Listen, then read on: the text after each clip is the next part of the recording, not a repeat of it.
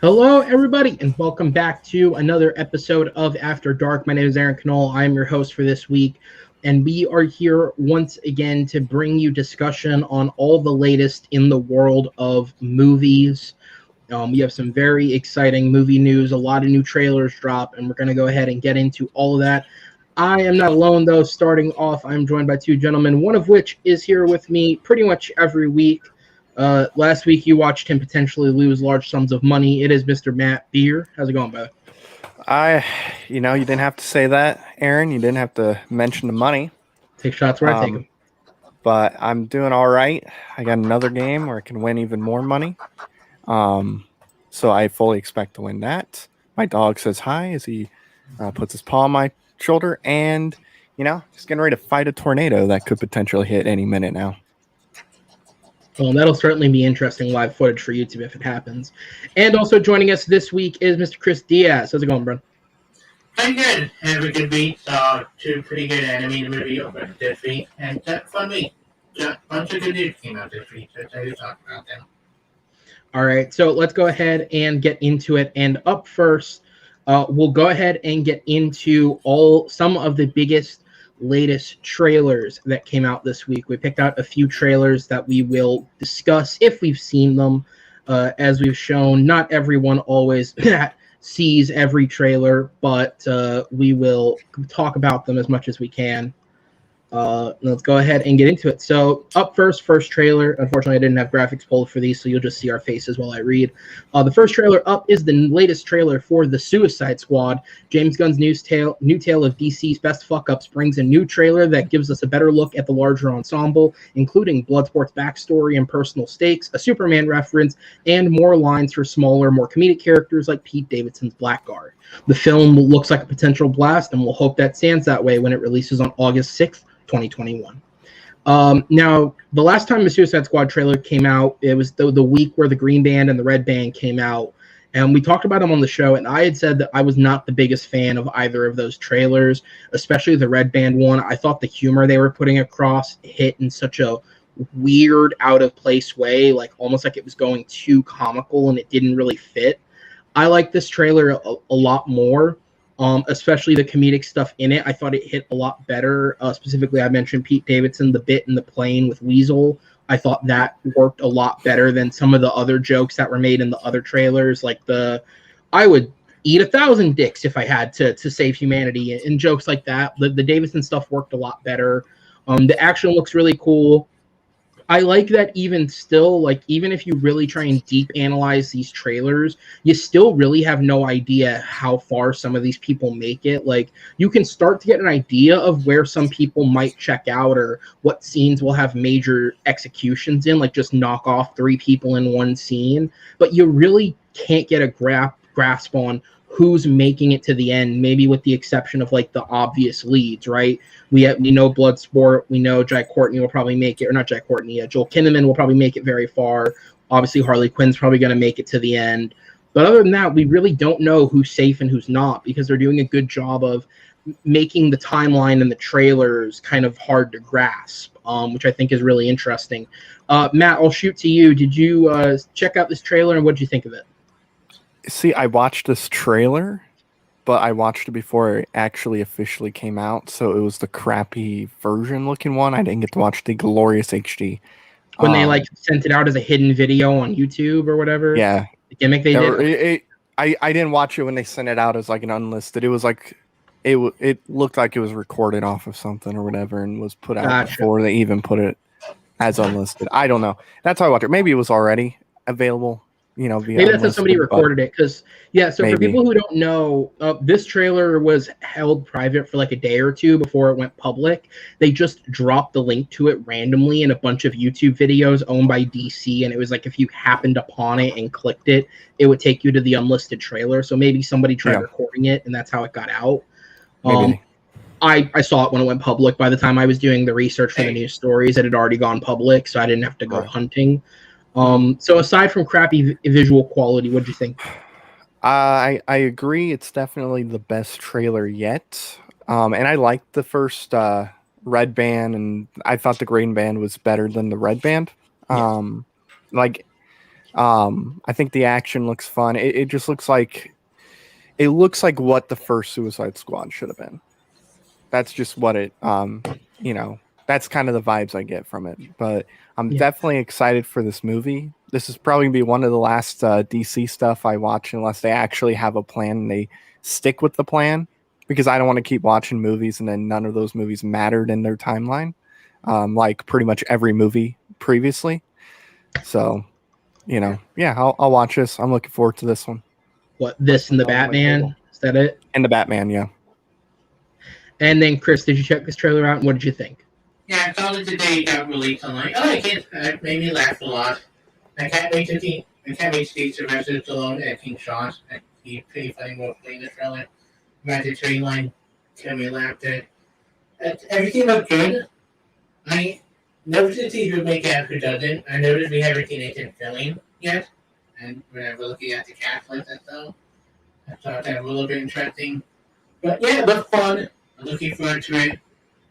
I hope they bring so much into this. Like, I hope there's not a Guardians of the Galaxy ripoff. It's just a fun DC movie. And yeah, it had fun. And I don't care about people who say, oh, but it's just not very like the replacement of Smith. It just that look fun, and it will get kind of similar to Will Smith. It's not a little bit some of the same plot element, but it's fun. I can't wait for the movie.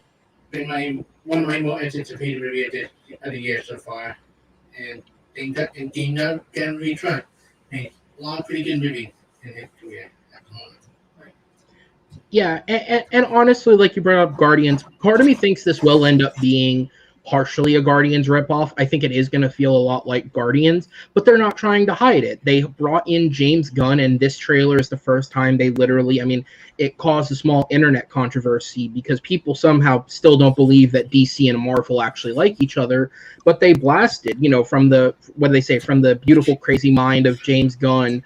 This time it had director of Guardians of the Galaxy. They know exactly what they're going for with this, and they got the man to do it. So it makes sense. So second up, our second trailer is Candyman announces its return with its first trailer in over a year. The long-awaited follow-up to the original trilogy of films focuses on Anthony, played by Yahya Abdul-Mateen II, an artist who learns the true tragic backstory behind the murder of the man the people believe to be the Candyman spirit. When it grabs his curiosity and he begins researching the legend, things take a twist for the dark, and potential personal connections to the story are revealed. The movie brings back series star Tony Todd as Daniel Rabatil as the Candyman, as well as Vanessa Estelle Williams as Anne-Marie McCoy from the original film. They are joined by new cast members including Abdul-Mateen, Tiana Paris, Coleman Domingo, and Casey Kramer, who takes over the role of Helen Lyle from Virginia Madsen in the original. All will be revealed when the Nia DaCosta Jordan Peele project drops on August 27th. Matt, were you able to check out the Candyman trailer? And if so, what did you think? I think you're going to be very, very surprised, Aaron. But I did watch it too. Okay. All right. We're doing good. So far, so good. I liked the trailer, but I didn't love the trailer. Okay. I kind of like the vibe it's going for. At the same time, I'm confused by what's going on too. Like it's like, because I'm pretty sure, is it Yahya is his name? Yahya Abdul, yes. Yeah, I love that name. I love it. Yahya. So Yahya, I love that. I'm never gonna not love it. I think he's supposed to be, right? Isn't that what they said? He's going to be the new Candyman or whatever. Or at least that's how it felt like they hinted at in the trailer anyway. Okay, so I will say this, and I hinted at it in the story. This technically isn't a spoiler because they have made it public knowledge, but it's never said in the trailer. But if you go to their Wikipedia, like their Wikipedia and their IMDb, there is something added in the information for that character that's not been said. If you guys don't mind, I'll say it. If people who are watching care, just bleep me out, mute it for a few minutes, like a minute or less, while I talk about it. Chris, do you care? I don't care. Okay, so mute me at 10:25.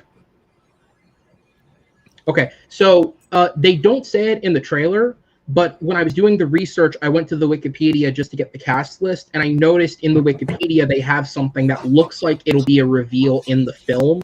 The last name of Mateen's character is McCoy, which is the same last name as one of the characters from the original who survived Candyman. And in his bio on Wikipedia, it says he is her son. That's nothing that has been said in the trailers. So I think that might have been an accidental reveal, or someone said something and that got reported. Because I don't think they're intending to market it that way, because I don't believe that character from the original's in the trailer at all. But all of it is public. You can find it. I'll stop talking about it now, just so in case people are coming back in. But yeah, so you are kind of on with what the trailer is hinting at. It is kind of shifting something that direction if you know the original. It's just the trailer is trying to confuse you in a way where it's almost saying it, but not really. Right. But yeah, I mean, I liked it though. He is credited for, and this was already public knowledge, he is credited as playing the Candyman in hallucinations that he sees. So he is not the Candyman, but when he's hallucinating, it is himself reflecting back on himself. Okay. Yeah, but, so it was okay. I liked it. Yeah. What do you think, Chris? I like it. We watched the trailer today to get ready for this. I never seen the original Candyman, so I'm going into it a little bit blind, having never seen any original Candyman movie. But it looked good. I'm looking forward to see what the director brings to it, because he directed the Captain Marvel sequel. The Marvels, yes. Yeah. I like the I love how John Hughes is good and a bunch of stuff he's been in.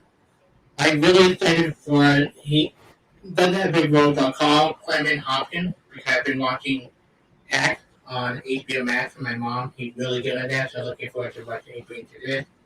Very good actor. I'm looking forward to the cast. Looks creepy. I like that they don't give too much away.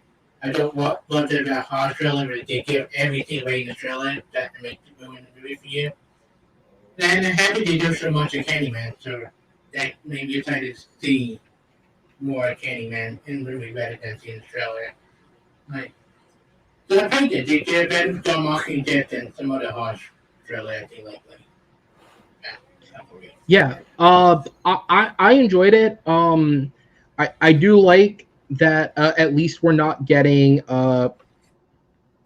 what was that movie called last year? Antebellum. We're not getting Antebellum with this one, where they slapped Us and Get Out all over it when Jordan Peele wasn't actually involved. He is a writer and a producer on this film, so he is as heavily involved as you could be without directing it.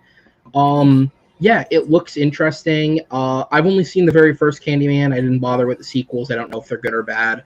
But it looks like an interesting twist on it. What does make me the most interested is that trio of lead actors that are in it. Obviously, Yahya Abdul-Mateen is probably one of the better up-and-coming actors. He's done well in everything he's been in. Even if I didn't like the film, I thought he's done well. Like, I didn't like Aquaman, but he was one of the better parts of that movie. And Tiana Paris, obviously, we just saw in WandaVision as Monica Rambeau, so she'll be working with the same director again on the Marvels. And Coleman Domingo, I thought, was really good in what's the movie called? Ma Rainey's Black Bottom. He was one of the bandmates in that film, and I thought he did a really good job in that movie too. So it's got a good trio of leads. Tony Todd coming back is really fun, and yeah, it could be good. Horror films like this, you just never know. It kind of just all depends on how it turns out. But I'm assuming it's at least decent if it was enough to convince Marvel to hire her. So yeah. All right, so the next one up, speaking of Marvel, is Shang-Chi and the Legend of the Ten Rings. The second trailer for this film gives us a brand new look at the film, including more shots of our leads and first looks at how the Ten Rings actually work in the film. The movie stars an ensemble including Simu Liu, Awkwafina, Tony Leung, Michelle Yeoh, and as revealed in the trailer, Tim Roth as Abomination, Benedict Wong as Wong, and CGI as Fing Fang Foom. The film will release on September 3rd, 2021. Chris, what were your thoughts on this Shang-Chi trailer? So I didn't know the trailer came out to the day, like into night, and my friend called me like, "Do you see the trailer?" I'm like, "No," and they're a big reveal. I watched it like, "Holy shit, Abomination!" This like that was like that jumped out at me the most in the trailer. Like I kind of mad at Marvel that they didn't keep this a secret, because I prefer they keep it a straight than show it in the trailer. But at the same time, I'm excited to see how this fit in, especially the Abomination they show up later in She-Hulk, right? Yes. Yeah. Tim Roth will be in She-Hulk. And so I'm wondering how they connect to that, eventually. And it looks fun. It's getting a lot of vibe that I like. I like the cat. I'm happy they took down Aquafina Fitting show. That better for me. And it looks fun. I think it looked better than compared to Batman trailer. Like that made me more excited with some of the reveals they did, especially Wong. Like, yeah, I look forward to it. I think between the Marvel trailer we got lately, they're probably my favorite out of the marketing so far between the we got so far for trailer. Yeah, as a trailer, I like the first trailer more. I think this was a fine trailer, and then there's that reveal at the end. This is one of those reveals that's cool in concept, but I have to see how it works in the film. Because what they essentially showed us is Wong and Abomination in some kind of cage fight, and that just doesn't make sense on any level. Like when you really think about it, it's cool to watch it once off, but it doesn't really make sense. So depending on how they explain it in the story, if they do have more to play in the story, I'm actually glad Wong's there. I think he's a character that could fit really well in this, especially because they're going into the mystic side of the MCU again. I actually think he's a great character to have as someone we already recognize. He is someone who understands a lot about the mystic arts. And again, as a movie that's pushing Asian empowerment as one of the few lead Asian characters in the MCU, it's nice to have him in the film. Abomination, again, it remains to be seen how they use him, considering he's only been in one film. I don't really know how that'll work, but good for him. Other than that, the trailer looked cool. Like I said, I think the best thing about it was we got to see how the 10 rings work. I like that it essentially works like a Harry Potter wand that just kind of shoots off your arm. Like you can just kind of maneuver the rings around and blow lasers out of them. And at the end, we quite literally see a Harry Potter battle where they're both drawing the lines with the rings. And it's it's a cool look. It's an interesting design. I'm glad they changed it. I think the idea of having 10 little rings on your fingers and each one having its own special power and I don't know, I just think that's one of those ideas that would have translated really badly into film. So I am glad they're changing it and giving it a fresh update.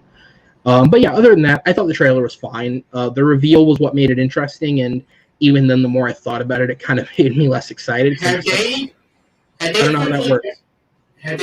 Had Marvel came out officially confirmed that Abomination? Or they not? Yes, it is. It's Wong and Abomination. Yeah. They have. It is. Yeah, I wonder why they put it in the trailer that Rachel Paget or they we don't care. To add excitement to the film. Yeah. Remember, they're building a film up from scratch here. So anything that can get people excited about it, they'll put in the trailers. It's not like Guardians where it's a humor-centric film. You can't sell people on the humor of it. So you got to do what you can to build excitement. If you have cameos, stick them in there, I think the only reason Ant-Man didn't give away the Falcon reveal is because it's a humor-based film, so they could sell you more on the jokes and the comedic aspect in the trailers, and they don't need to rely on this. Also, truthfully, and this is my honest opinion, and then I'll shoot it over to you, Matt. I think they did it because if that happened in the theater, it would have been the equivalent of Ty Simpkins showing up in Iron Man 3, where most people would go, what the hell is that thing? Because most people, Hulk is probably the most underseen film in the MCU. Most people don't even know it does connect. And you honestly could take it out for the most part. Thunderbolt Ross doesn't need to be in Hulk to be in the MCU. He could work perfectly fine. And while when you see it, there are connections to other films, stuff does connect back, and that Bruce Banner, though acted differently, is clearly the same character as Mark Ruffalo's Banner. You don't need to have it. And so I honestly think if that thing showed up and it's meant to be a reference, let's say that's the only scene he's in and it's meant to hype people up, I don't think most people would have gotten it. But now that they've seen the clip of it and they can look it up and go, oh, it's Abomination, then it'll work. Chris, we can't read what that says. What do you? And after the Abomination, please bring back Template Nelson as the leader. We'd like to see that happen down the line. By this point, he would have bled out. Matt, what were your thoughts on the trailer? Okay, so first off, The Incredible Hulk should be in the MCU because it is the most underrated MCU movie by far. It is a guarantee upper half MCU movie and better than a lot of the MCU movies out today. Thank you. And also, if you get rid of that, you're getting rid of the best Hulk on screen yet, which is Edward Norton. But I digress. I don't disagree. I don't think it But you get my point. You get my point. I don't disagree. I get your point. But, I'm just saying. So, had a cough. I'm glad you guys liked this trailer. I'm really happy you guys did. No. I did not like this trailer at all. The only thing that made me go, oh, that was kind of cool, is Abomination. That's it. I don't even care about Wong. You can just have Abomination walk around the trailer like, oh, cool. I didn't care. I don't care about the Legend of the 10 bracelets, as I'm going to call it, instead of the 10 rings, because they're bracelets essentially. But no, they're circular. But anyway, I just don't. I just get a feeling this is gonna be one of those movies that's gonna start out okay, this is good, and then second half's gonna be, or second arc, or why am I saying arc? Second act is gonna be like, oh, that was really cool, and then the third act is just gonna go downhill. The CGI fighting stuff, it doesn't really interest me. Fing Fang Foom, yeah, that's cool to see him in the trailer. Wish he was in the Marvel universe before Iron Man, ate it. But I just didn't care. It really, the action I'm not all for. Like I'm talking like the CGI stuff. Like the kung fu stuff is cool, but yeah, it's like that was my biggest issue with Black Panther, was that entire third act, just with the action, the CGI rhinos, and we had that CGI, like I don't know if it was a lion or Fing Fang Foom, was actually running around. It looked like a lion. I just didn't care. Who directed it, by the way? So this is Destin Cretton, who directed Short Term 12 with Brie Larson and Lakeith Stanfield in it, and I think he's got one other film under his belt, but this is the first time he's done anything like this. All right. I had confidence in the director a little bit. I like Short Term 12 a lot as a film. Yeah, I like Patty Jenkins a lot too, but she directed Wonder Woman 84. All right, moving on to our fourth trailer is Halloween Kills. In this film, the Strode family decide to team up with other previous survivors of Michael's rampages to take down the deranged and inhuman killer once and for all. The movie sees Jamie Lee Curtis, Judy Greer, Andy Matichak, Will Patton, and Dylan Arnold all return from the 2018 film. The movie also adds Anthony Michael Hall in the role of Tommy Doyle and brings back actors Kylie Richards, Nancy Stevens, and Charles Cyphers to reprise their roles from the original 1978 Halloween film. The movie will drop on October 15th, 2021. This would be more interesting if I didn't know it was a part of a trilogy. Like, truthfully, this concept of like, oh, you know what? Fuck this shit. Fuck getting chased around by Michael Myers. Fuck waiting for him to come get me. Let's get everyone who's ever survived his torturing and just go murder the fucker. I love that idea for a film. But I know it's part 2 of a trilogy, which means it's not going to work. So that's what immediately deflates it. As a trailer, I think it's really cool. I like that it picks up where the first one left off. I can't remember. Did the fire trucks show up in the first film, or did it just cut with them in the truck?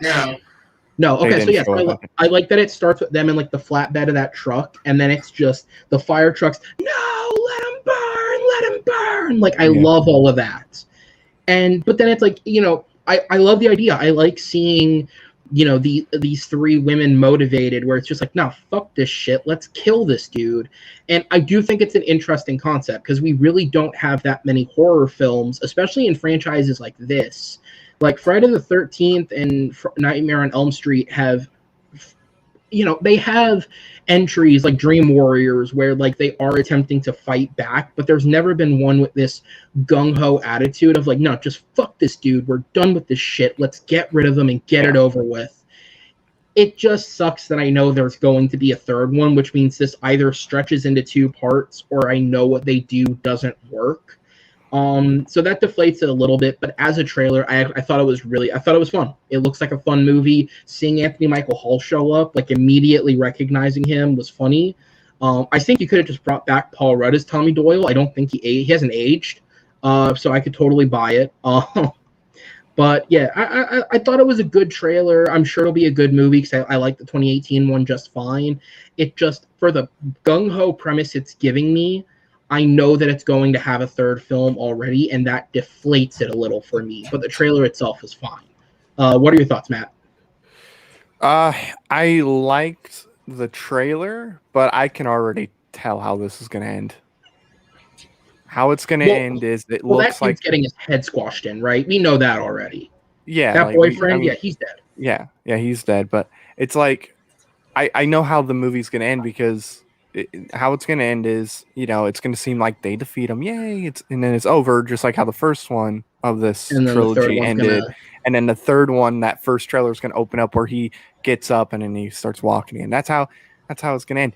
If this was the third movie, like if this was it, I probably would have been more for the trailer. But like you, it's like, okay, this doesn't feel like it's placed right in the trilogy. I feel like I watched, let's say, Avengers, the first Avengers, right? I watched the first one. You get that, tease, and then you get Endgame. And it's like, okay, well, who's all these people? Like, if you wanted to tell me that this was the ender of a trilogy that was Halloween 78, Halloween 18, and now Halloween Kills, sure, then the trailer works. But knowing that there is another piece to this that comes out next year is what makes it go, well, then it's not going to work. Right. What's the point in having, it's a cool concept. I just think you're blowing this. You're either going to have to stretch it over 2 films, which might not work, or you're blowing the concept early. It could work out. Like I said, I thought David Gordon Green did a great job with the first one, but... Yeah. And it's like with this movie, with Halloween, I think all the violence is cool. It's really cool to see, it go, pretty graphic, but I feel like they're going to really rely on the gore and be like, look at all this death, look at all this gore, which is very much like the second Rob Zombie Halloween movie. Oh God! Like the only bit of that, the coolest part of the trailer, I will say, because and again, I've never seen the Rob Zombie films, so maybe those don't count, and I haven't seen all the shitty sequels, but Michael Myers has always been a very methodical character. So I kind of like the idea that, again, if this whole movie's attitude is fuck you, gung ho, dude breaks out of a house and murders 10 people in a row and just stumbles off. Again, it's funny concept, but I don't know how much it'll work as a second film. So before I go to Chris, I'll go ahead and bring in, joining us on the panel, Mr. Malcolm Lay. He is the Juggernaut bitch. You can't see it because the thing's blocking it right now, but you'll get there in a sec. Malcolm, we'll shoot to you first. We were talking about Halloween Kills. Did you get to check out this trailer, and what did you think of it? I have seen the trailer. It looks fine. I haven't seen the original, the first any other Halloween movies. So. Oh, okay. Yeah. Cool. All right, Chris, I'll go to you. I like the trailer. It's creepy. It gave me a little intensity for watching the trailer. I thought, praying to God, if they would have mentioned about the last one, they don't have another subplot involving somebody trying to beat a new Dr. Loomis. And that sounds easily the worst subplot of the last one. I'm happy when that guy died pretty quickly in the film. But yeah, I love things for a trailer. And I'm happy they I'm hoping that not the ending of the trailer where you want the man? Here, try to get it. But kind of please don't just end the trailer. That bothers me every time I watch the show. But it was fun. I love Jamie Lee Curtis. I'm looking forward to seeing her do more. She does a lot of dramatic acting around that, what I love about the last one with her PTSD thing and her dealing with being separated from her own family and everything. That's great acting from her. Hey, I get a game. People get killed in a good way. If they did talk the one-shot take that I love from the last one, where they were all in one take, I love that thing. If I get a Halloween movie, hopefully it'll be good. I love what they did with the last one. Besides the Dr. Loomis subplot thing, yeah, looking forward to it. Yeah, absolutely. And then we'll go ahead and move into the last trailer, which is our final trailer is for Illumination's Sing 2, the film which sees us once again with ragtag group of singing animals focuses on Matthew McConaughey's Buster Moon, who attempts to put on a show at one of the biggest stages available by persuading an aging rock star to come out of retirement and perform with them. The film sees all major cast members return from the first film, with the exceptions being Seth MacFarlane and John C. Reilly, and instead they'll be joined by a new ensemble that includes Bobby Cannavale, Halsey, Pharrell Williams, Eric Andre, and Bono as the rock star Clay Calloway. The movie was released yesterday by how that trailer looks, but the 90-minute extended cut will be released on December 22nd, 2021. Which I say that because, yeah, this trailer really gave away a lot of this movie. Like, it's literally going beat for beat through parts of the film, which made me really wonder why. It looks fine. I thought the first Sing movie was fine. It wasn't anything special. Honestly, I thought the two best parts of it were Taron Egerton, who did a really great job, and I like Seth MacFarlane's character. So the fact that MacFarlane's not back is one tick out of the positive box. But again, Illumination have become the gold standard for just fucking bang average films. So I'm sure this will be bang average, good for your kids, and the songs will probably be catchy. I will say, if we're going to have Taron Egerton solo something, Shawn Mendes does not replace Elton John, so let's get a better song for him in that movie. But other than that, yeah. Malcolm, I'll go to you first since you were newer here. What are your thoughts on Sing 2? I really enjoyed the first Sing. I thought it was a fun movie. And Sing 2 looks equally as fun. I'm not going to lie. I'm excited for this. I don't care that they gave away. I don't care. I actually don't care that it seemingly gave away a lot, because the thing is, sometimes you never know if trailers really. Some trailers are good at making it look as if they're giving away a lot, but there's probably some stuff they're not telling us to. And realistically, it's a kids' movie. They're going to want to do as much stuff in the trailer to make kids get excited for this movie. So Yeah, absolutely. Matt, what were your thoughts? So, I mean, I don't really have an issue with them spoiling the entire movie because, like Malcolm said, it's a kids' movie. I mean, kids are, going to be excited to watch it. They don't care what's in the trailer. You could show, 80% of the movie in the trailer, and, when they go see the movie, the kids aren't going to care, But Right. I can't even remember the first thing, to be honest. I mean, I know I've seen it before. I don't remember exactly what happens in it. I know Taron Egerton sings an Elton John song in the movie, which, if that's the reason why we got Rocket Man, then It is. fine, sing "You Deserve to Exist" because we got Rocket Man. But yeah, I didn't really care for the trailer still. I literally felt like I watched the movie just in like a, incremented amount. It's like, it's like somebody wanted to put this movie on TikTok and then they just like cut out a lot of the other stuff. And then they just put in, okay, let's just pretty much show the movie, but with how much time we can show on the app. So, I mean, it's whatever. It's fine. It's not great. It's fine. All right, and Chris, close us out. Now, I thought the first movie was okay to good when it got to the last half hour with the singing content and stuff. I think getting rid of Seth MacFarlane, Jennifer Hudson, John C. Reilly was a little hurtful, but I'm happy Taryn to back. I am really worried that they make it seem like all jokey type of movie. Once they're like about the first movie, they made you to care about most of the characters by focusing on each of them. It doesn't feel like this really does that too much. But hey, Terry Anderson Jr., I don't watch it plot. I got sick and tired of the studio. Like, I thought Terry acted the first two Despicable Me. Those were the only two good movies for that studio, and the rest of them are just okay to terrible movies. I still want my money back from Minion and Secret Life of Pets. I still want my money back. Oh, their movies aren't that bad. They're just really fucking mediocre. I mean, Secret Life of Pets was just Toy Story again. Like, Yeah. And I think it's Despicable Me movie was a fun movie, just like it got gone downhill after the first two. But look, I mean, like, I think the only great film they have, like Good to Great, is the first Despicable Me film. I wouldn't even. Okay, it's not. Yeah, okay. The third one is discernibly worse. I would say the second closer to 1. But like, even their worst film, which is Minions, like I can't even say I hate it because honestly, it put me to sleep quite literally. So like, I just don't. I don't have any vitriol for them. They just don't make good movies. Hop was awful. Hop was awful. I don't even hate that film. I don't have the energy to hate it. You know what I mean?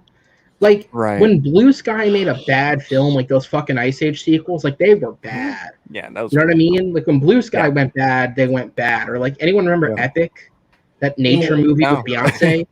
Like, I don't remember it. Like it's bad. It fucking Aziz Ansari is a snail. Like it was. I like Aziz Ansari, but yeesh. Oh. Yeah, I mean, Illumination did the Lorax, but to me, were not as bad as a Cat in the Hat, but it was pretty bad when you compare it to the book.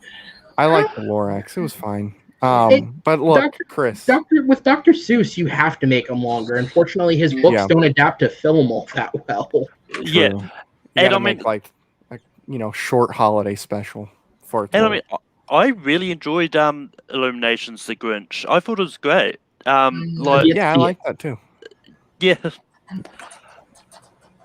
Yeah, and honestly, I'd say Sing was one of their better films to me. I just think they're all very average. Like I don't have any special love for any of them, but it's not like I hate them. You know what I mean? Like the only thing I hate is their marketing. I'm sick of them putting trailers out a year plus in advance of their films. Right. Like, and they're not doing that with Sing 2, thankfully. The pandemic did one thing right. It stopped Illumination from over marketing. Stopped them from having Minions 2 be released as early as it was going to. But look, Chris, I know you don't like Secret Life of Pets. You said it was bad. Trust me, I'm sure Illumination wishes they never made the first Secret Life of Pets because of who plays the lead in the movie. I wish they probably wish they could erase that movie out of existence. Well, in a way, they did erase that actor because got rid of they recast him in the sequel. True. So. That's true. We did get the better actor. And they got rid of him for woke comedian Patton Oswalt too. I'm pretty sure. And we got Harrison Ford, but like guy who would definitely make fun of him, Patton Oswalt. Yeah, definitely. So we're all worked out. So all right, those are the trailers. Quickly before we move on to our first set of news stories, Malcolm, since you missed the first 3, pick your favorite one and talk about it real quick, and then we'll move on. I mean, my favorite one is easily Shang-Chi. I mean, I like the other ones too, but the one I really want to talk about is Shang-Chi. Shang-Chi looks a lot of fun. Like, the first trailer, I really enjoyed it just with how they introduced.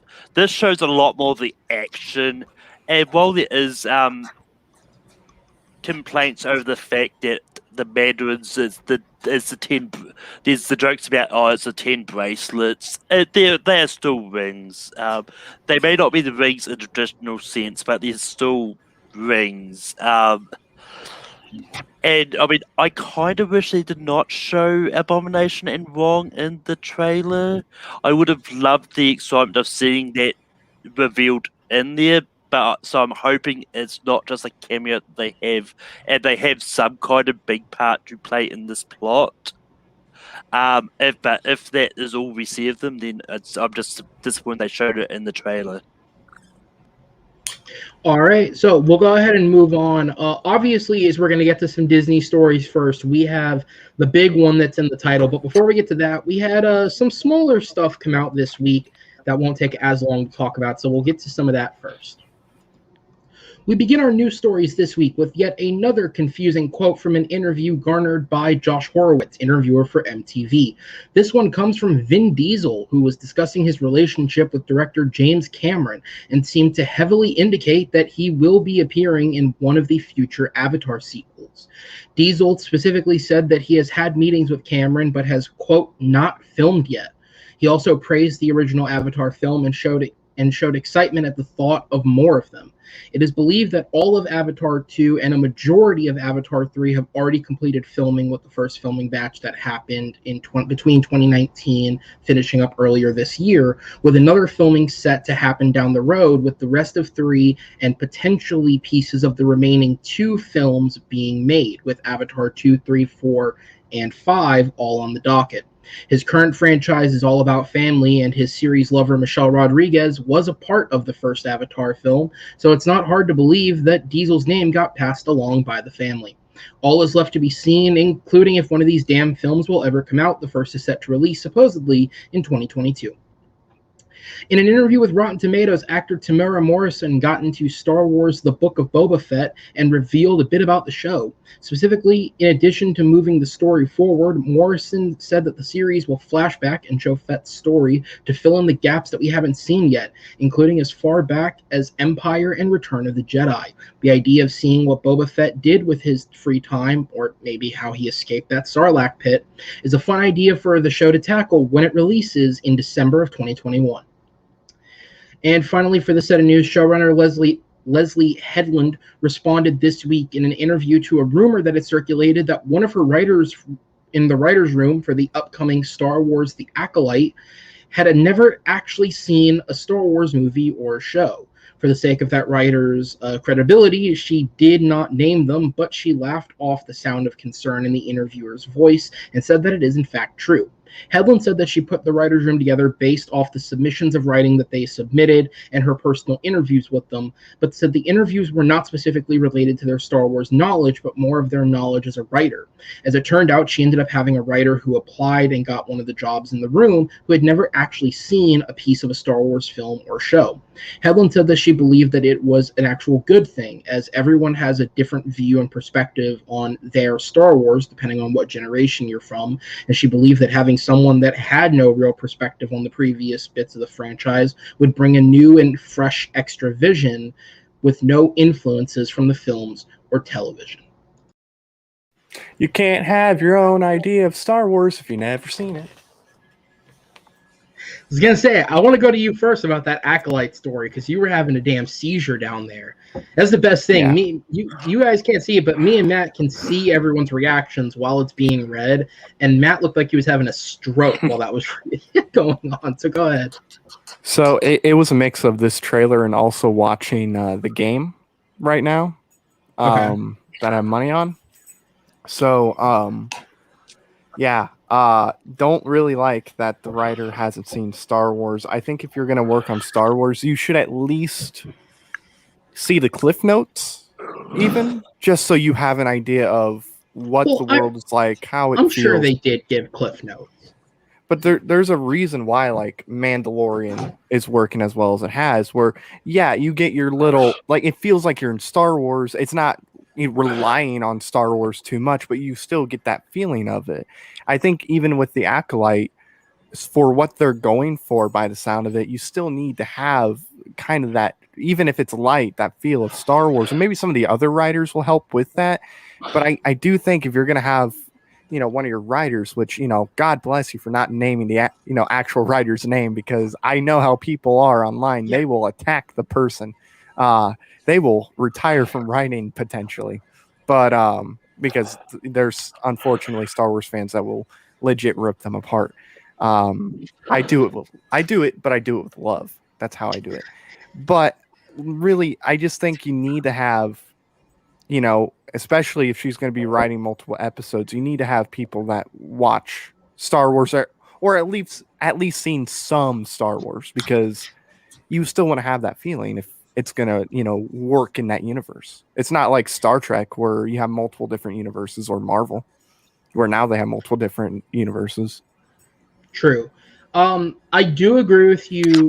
The only reason that I think this can slide is because, like, something like The Mandalorian, which you mentioned, is actually a rarity in television, where that entire show is solely written by Jon Favreau. Like, the only other people who have written for that show are obviously Dave Filoni wrote his episodes, and Rick Famuyiwa wrote his episodes. But other than that, like all the other hired gun directors are directing Jon Favreau's writing. And so I think that's why that show works as well as it does, because it takes that one consistent approach and it can do those heavy lore dives because it's somebody who really understands the material doing it. And so the director's vision can change.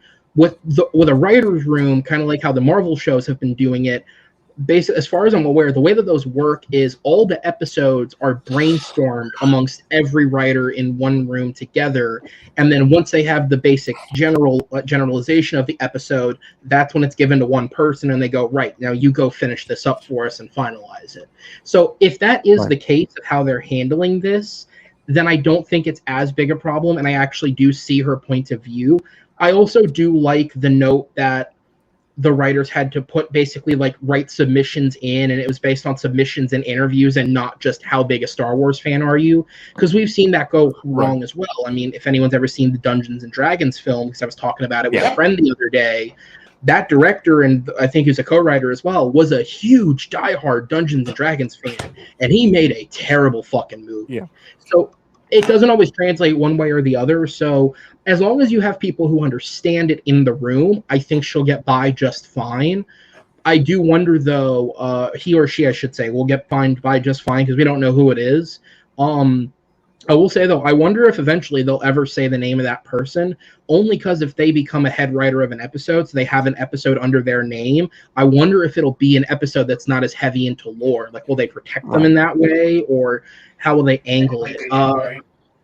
Malcolm, I'll shoot over to you, because, like, my last thing I was going to say is, because honestly, and we're going to wait till next week to talk about Loki. We're not talking about it this week. We're going to wait till episode 4 airs and then talk about it. But an episode like Loki this week, I think, is an example of an episode where somebody who had never seen an MCU film could have tackled that episode, because realistically, nothing plot heavy happens. So as long as you get enough of a briefing on who Loki is and what's the other character's name, Sylvie, as long as you're creating that character, so that's a good episode for you to write. But Malcolm, go ahead.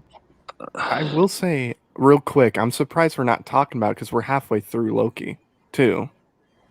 I was going to wait till we only got 2 more. Well, I decided to wait till episode 4 because the way that I look at it, it's Act 1, Act 2, Act 3. So I'll let Act 2 finish and then Act 3 and talk about it at the end. I see what you're saying. Okay. Yeah. Plus, I didn't like this week's episode, quite frankly, so it'd just be me upset.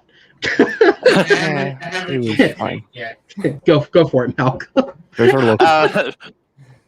Both that being said, like, I actually like the fact that they aren't going straight for people who are that deep into Star Wars to write them. Because the difference is with The Mandalorian, it is set in like the main storyline. Like, I think it's somewhere between after Return of the Jedi and 5 years after Return. Yeah, so I think with that, because it's tied into the timeline, because you need to know a bit about the characters, because you've got like Boba Fett, which is a known character, popping up, and all that. I think it's one of those ones you need to know what's happened in the universe. From what I've heard about this acolyte, it's tackling a unvisited area of the Star Wars mythos. So essentially, they're creating their own mythos in the in the Star Wars universe. So I think they can get away with getting 1 or 2 people who may not know a lot about Star Wars to be too involved. And I think it's one of those ones, because they're creating their own sort of mythos in the Star Wars universe. They're creating their own kind of path. Whether or not we're getting some known characters in this is yet to be seen, because all we know is the title and the people and the head person working on it. Yeah. So it is set during. They have said it is set during the High Republic, which has been shown through like books and comics and things like that. But if there's anything Star Wars has shown, it's that despite the fact that canon does exist, they are willing to retcon it for their actual movies and television, because canon's a fucking mess no matter how you tackle it. So yeah, realistically, they can do whatever the fuck they'd like. They're really not affecting anything around them. Chris, I'll go to you. If you want to talk comments on this, you can. If you want to talk about one of the other 2, we can start back. Go ahead. So, as a Star Wars fan, and I am a Star Wars fan, and I've been for a long while I have, with the comics, with the video game, with the mythology, everything. I am nervous when it comes to hiring new writers who doesn't know the material, because we've seen it happen badly before with certain book adaptations, movies, and other stuff, if they don't know the material. But don't be somebody on the foul. But it's just it depends on writing. If they are head writing, then that is red flag to me a lot of ways. Because is it Now, someone who's writing, some script, but not every script of the show?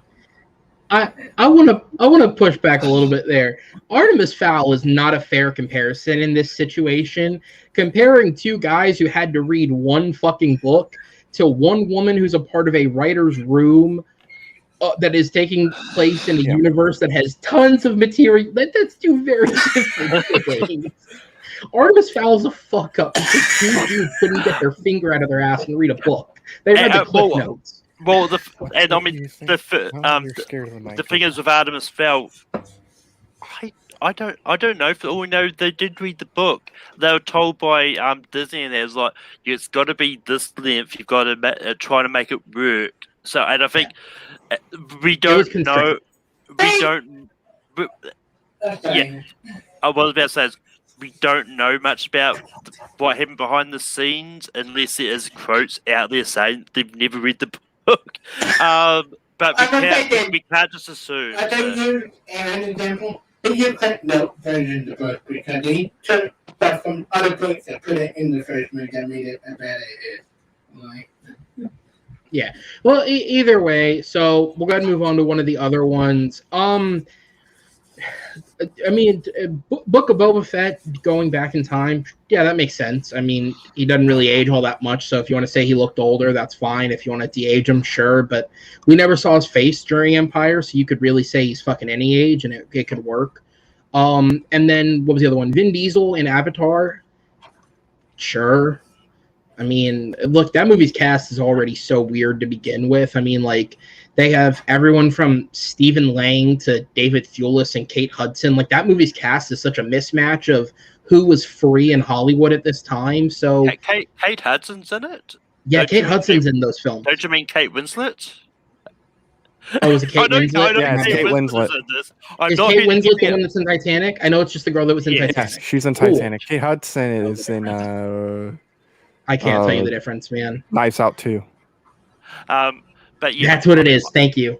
That's what it is. Okay. Yes. So, I honestly though I do confuse them often. They're both white, blonde, and Kate. So what do we know? One of them is all actresses in Hollywood. Well, sure, yeah, but that doesn't help me. But yeah, I mean, I can confirm I've not seen Vin Diesel in New Zealand, so as far as I know, that's always not true. Until I see him racing around in a speed car around the streets of Dunedin, then I'll know he's here. But if I mean, you see a bank just riding on the streets, you know it's Vin Diesel. He still has the safe with him from Rio all those years ago. Still has it. Going back in time. He keeps his money in that safe, and there's just a little sticky note on the front that says, fuck you, try me. Look, maybe Avatar 2 is a musical, because Vin Diesel did come out and say, I'm dying to do a musical. Oh god, I'm gonna shoot myself. Hey, his pop song wasn't all that bad, all right? It was weird, but it wasn't bad. So I am Groot. I will say, if you've never seen the clip of him, I think it was at the MTV Movie Awards. They won something for Furious 7, and he decided to start singing "See You Again," and like his like, it's been a long day without you, my friend. It's interesting. He can hit a note. Fair enough for him. He can hit a note. Look, but like, he's not as good as Joe Pesci's. Okay, Joe Pesci is a much better musician. All right. Do any of us care about these, or do we want to get on to Snow Knight? Yeah, I mean, I don't think we need to go into the backstory of Boba Fett. Partly because the one thing that I do like about Boba Fett is that he is like when we first met him in Empire, he was a mysterious character in the first place. I mean, although they did kind of take away some of the mystery in the prequels and all that, but Right. I don't know if I want to see any more delving into his sort of backstory. I kind of want to see where he's going from now. But honestly, as long as the show's good, I don't care. Remind me of Buddy. Not going to maybe.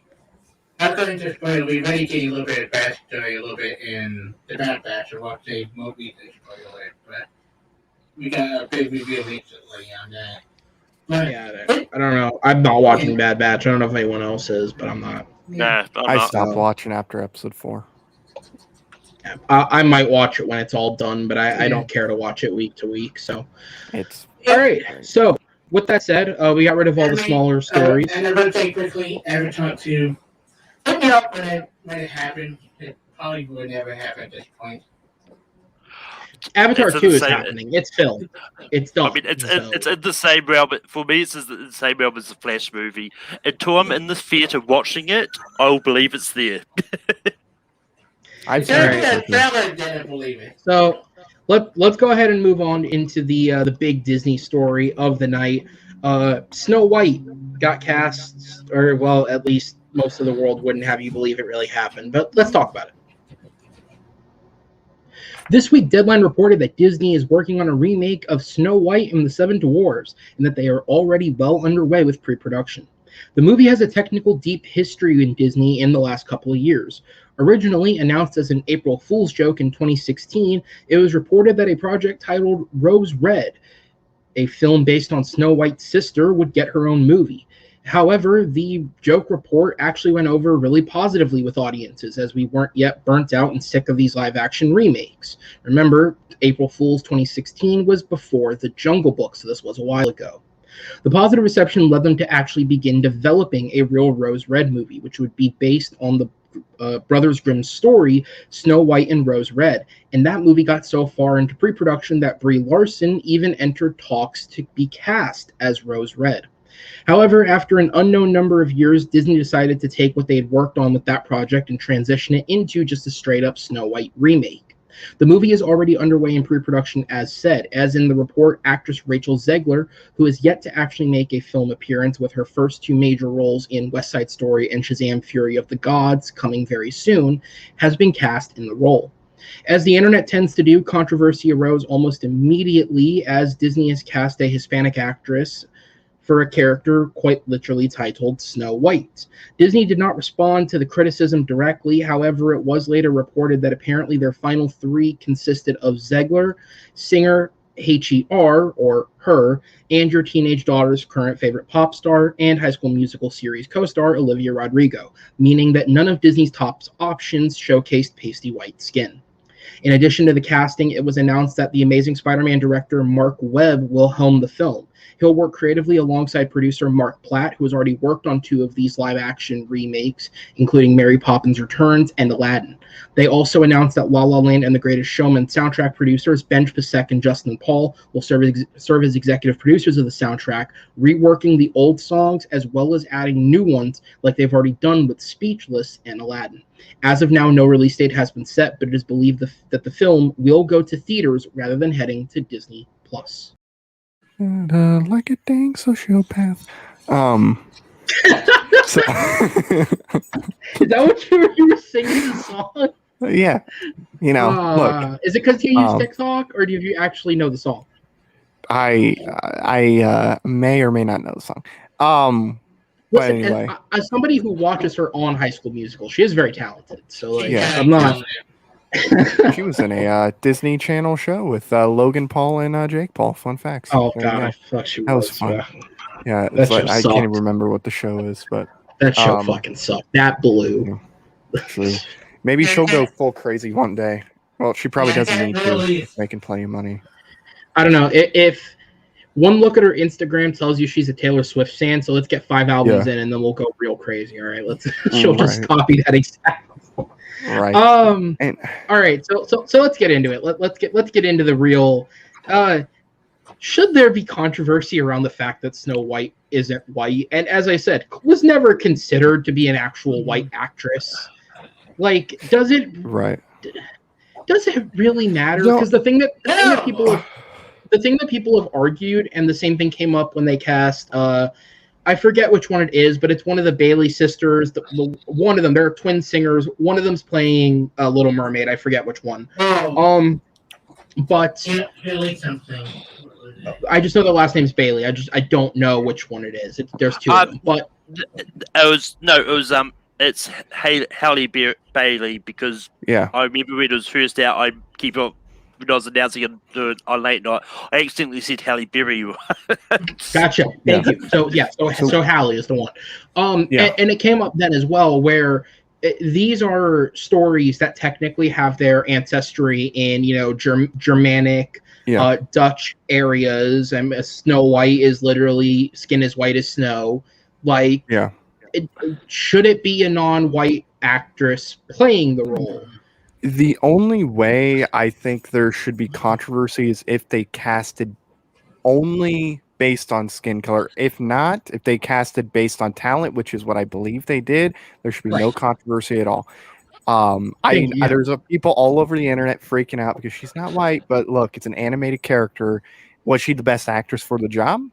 Because look, I'm one of the people. If you're gonna just do it because somebody isn't white, like if we're gonna do that, then okay, yeah, you have a reason to complain. But if she was the best choice and she's probably great in West Side Story, that's probably why she was put into consideration. If she's great, then who cares? Exactly. Like my thing when this was announced is it's very hard to judge Rachel Zegler because none of us actually know how she is as an actor. What I will say is it does stand to reason that she impressed Spielberg after one video audition and one meeting. And impressing Spielberg takes a lot, I'd assume. And whatever her performance is in West Side Story, seeing secret footage of that is what led to her casting in both DC's Shazam and I'm assuming this film as well, since Disney does own Fox. They have to have seen the film.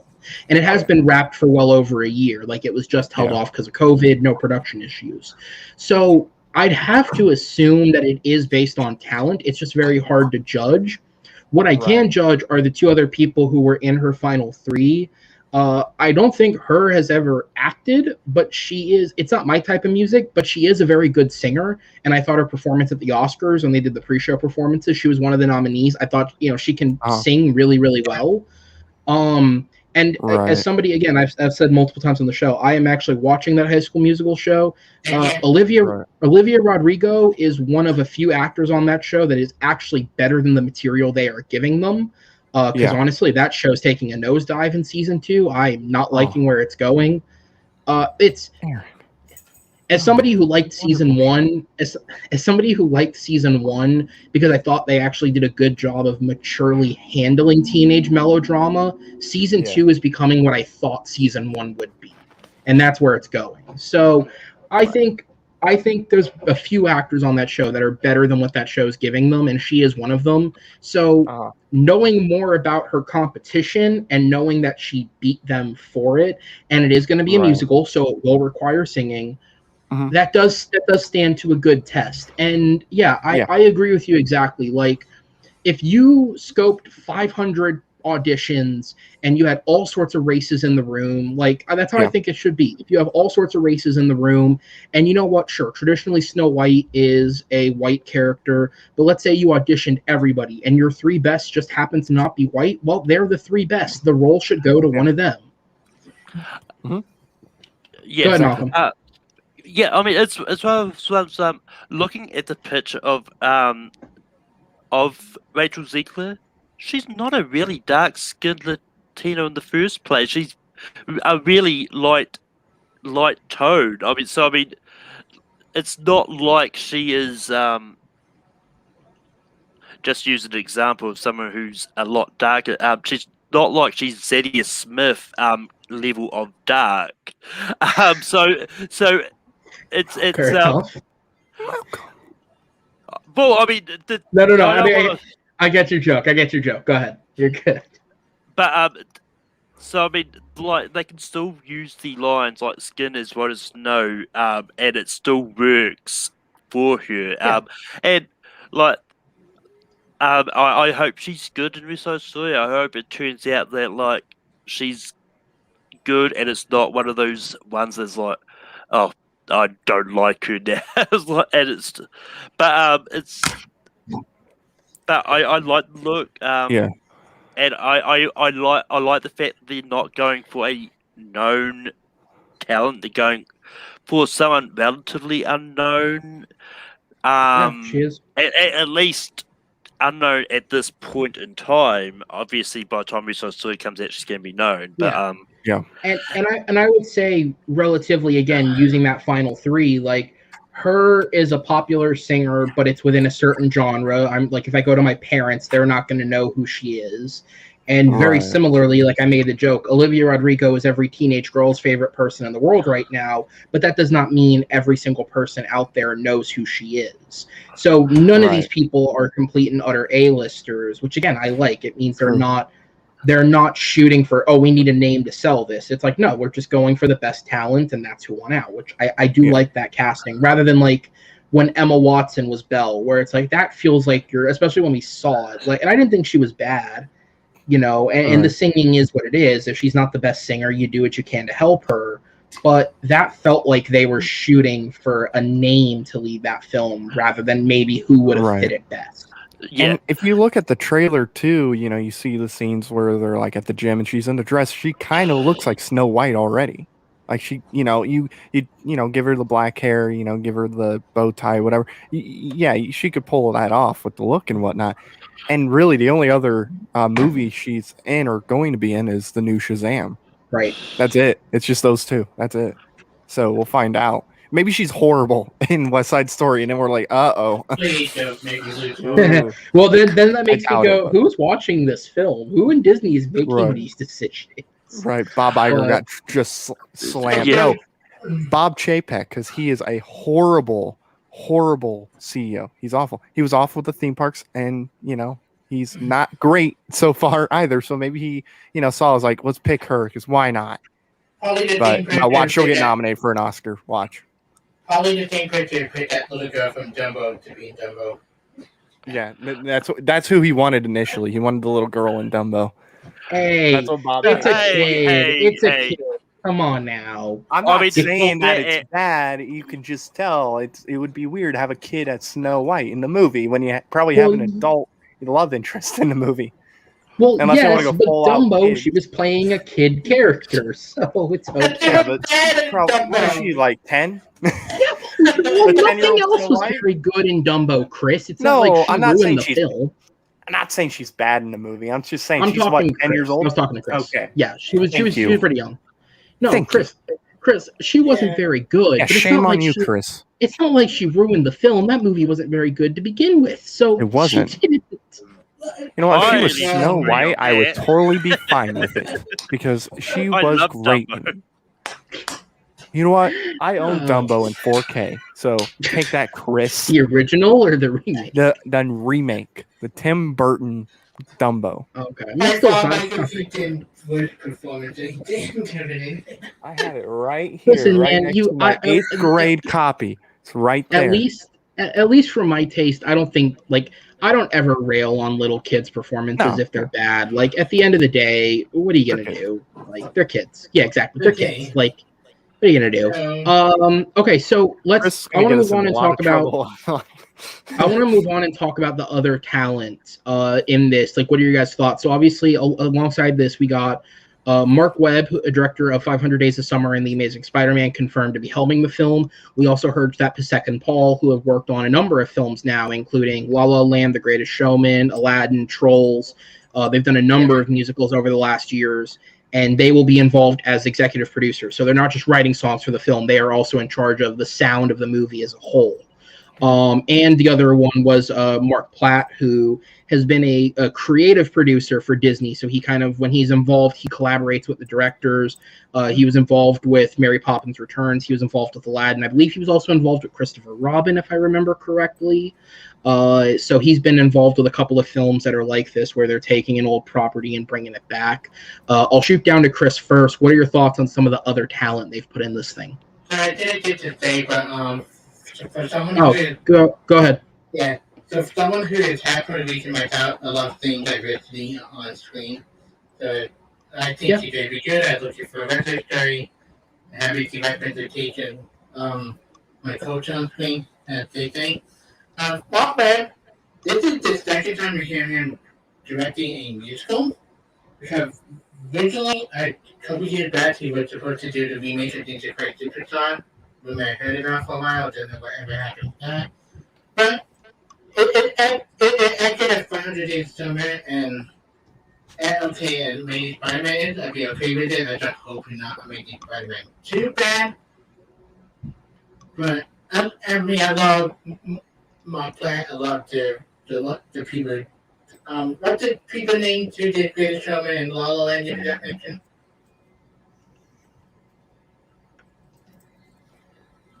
Anyway, Wait, what? Say it again.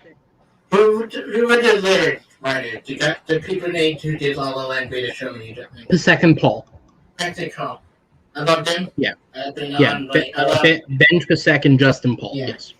I like La La Land. I like British Showman. I love the Evan Hampton. I've been saying before, so I'm looking forward to see what they bring to the light. I'm hoping I try to see who they cast the evil queen and dwarf in my most interests.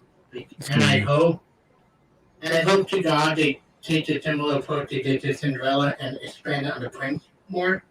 But like they did with Cinderella, I hope they do the same thing with the prince, because Prince is a copy in the animated movie, not really a character that show up at the end.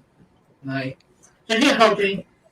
I am sick and tired of Disney remakes. I like Cruella. That way I could never wish we would go in that direction more often than what we've been getting so far. But yeah, hoping. I will believe that when I did when they finally made a great Disney remake again, like they did with Cinderella, Jungle Book, and Pink Dragon. That all of it. A part of me thinks they've learned. Like, I think they may have learned their lesson a little bit, and I think part of me wonders, from what I've heard about some of the upcoming remakes, I think they are going to start getting more creative. It's just they produce so many in such a quick amount of time that I think it was very hard to flip films on the fly for the reception that you were getting. And so when films like The Jungle Book came out, and even to an extent Maleficent somewhat had a more positive reaction than something like Alice in Wonderland, and these were films that were very reminiscent of the original. Obviously Maleficent with the switch being she's the hero, but other than that, it does have a lot of reminiscence in the original film. And so I think that's what they thought of. And Beauty and the Beast, like, people hate on it now, but it got very positive reception when it first came out. And so I think that told Disney, like, oh, this is the direction we need to go. And then at a certain point, creatively somewhere the ball was dropped. And so now I think they're kind of reversing back, where, you know, to me, the best remakes are the ones where you felt the director's impact on the film. I thought you could feel Jon Favreau's mark on The Jungle Book, whereas you couldn't really feel it in Lion King. I thought David Lowery, especially when you see his other films, I thought he had a really good impact as a director on Pete's Dragon, and he's doing the Peter Pan remake that they're doing right now, Peter Pan and Wendy. I like that.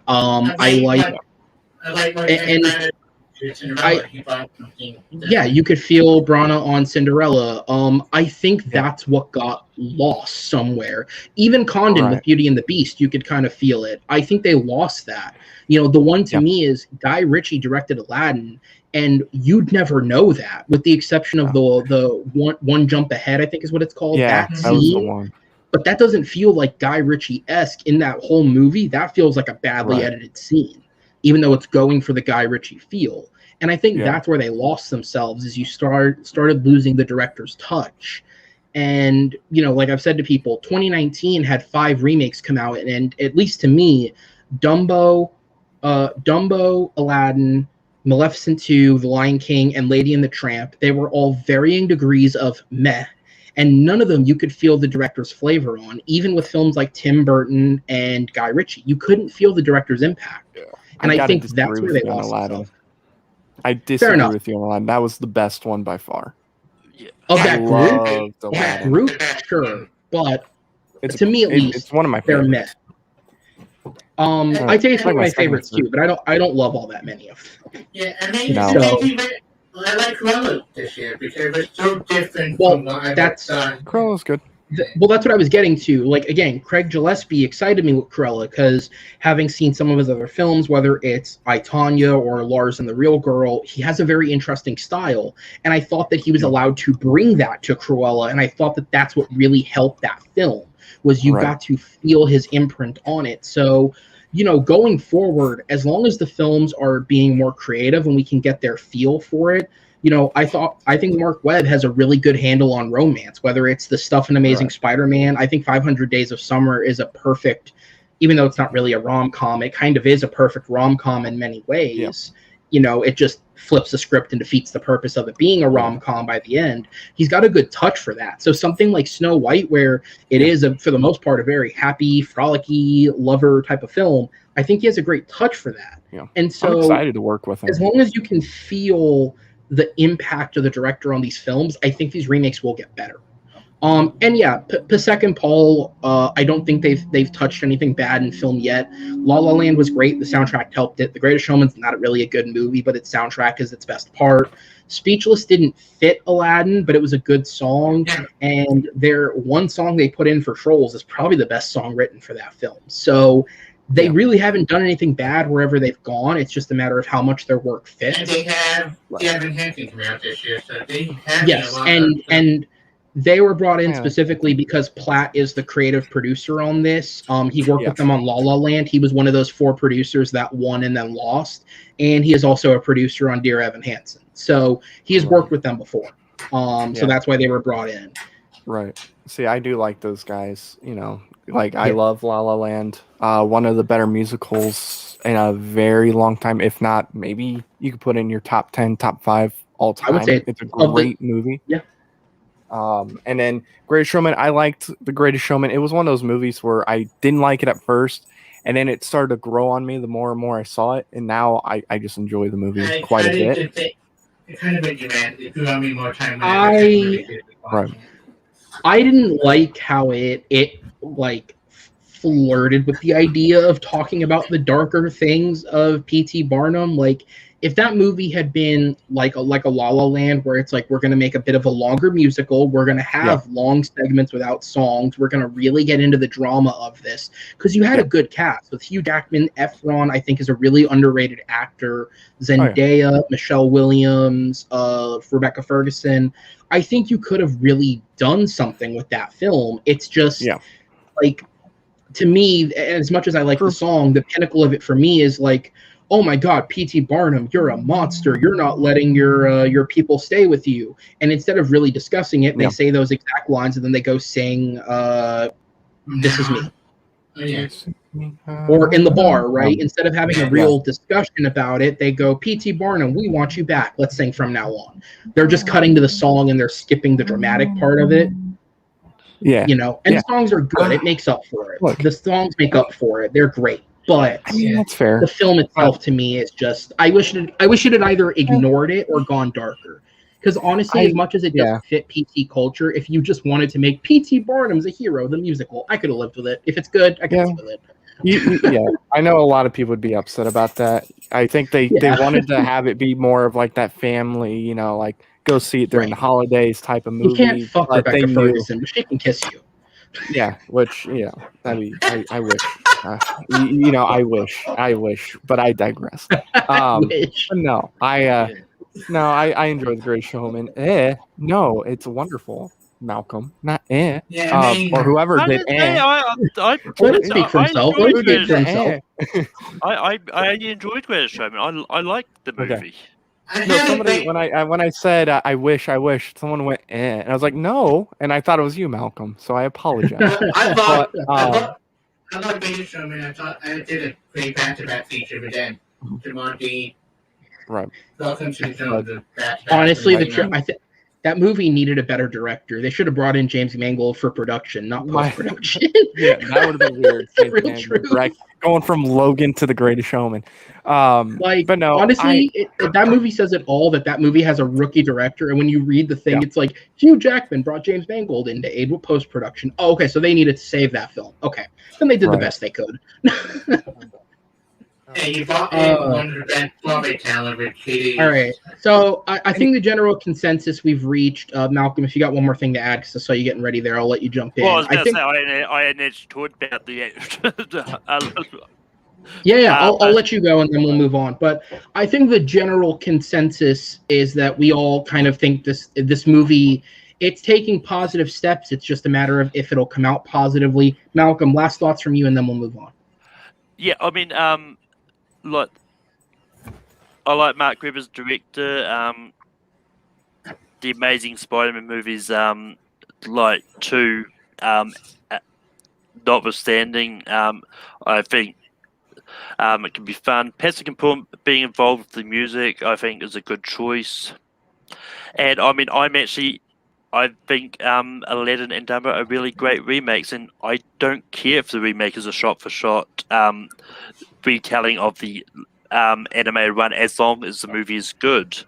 And I mean, everyone keeps lumping in, and I will say it again, I don't think Cruella is a remake. Cruella is a prequel.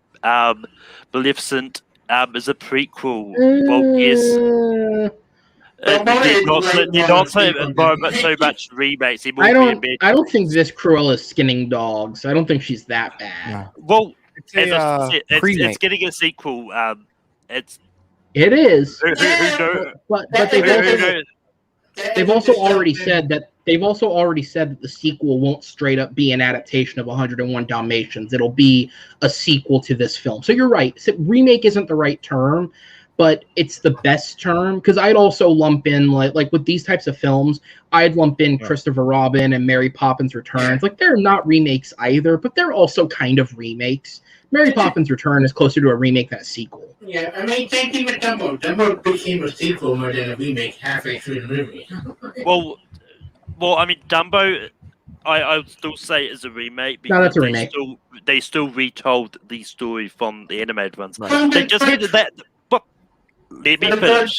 Let him finish. While yes, they expanded on the story.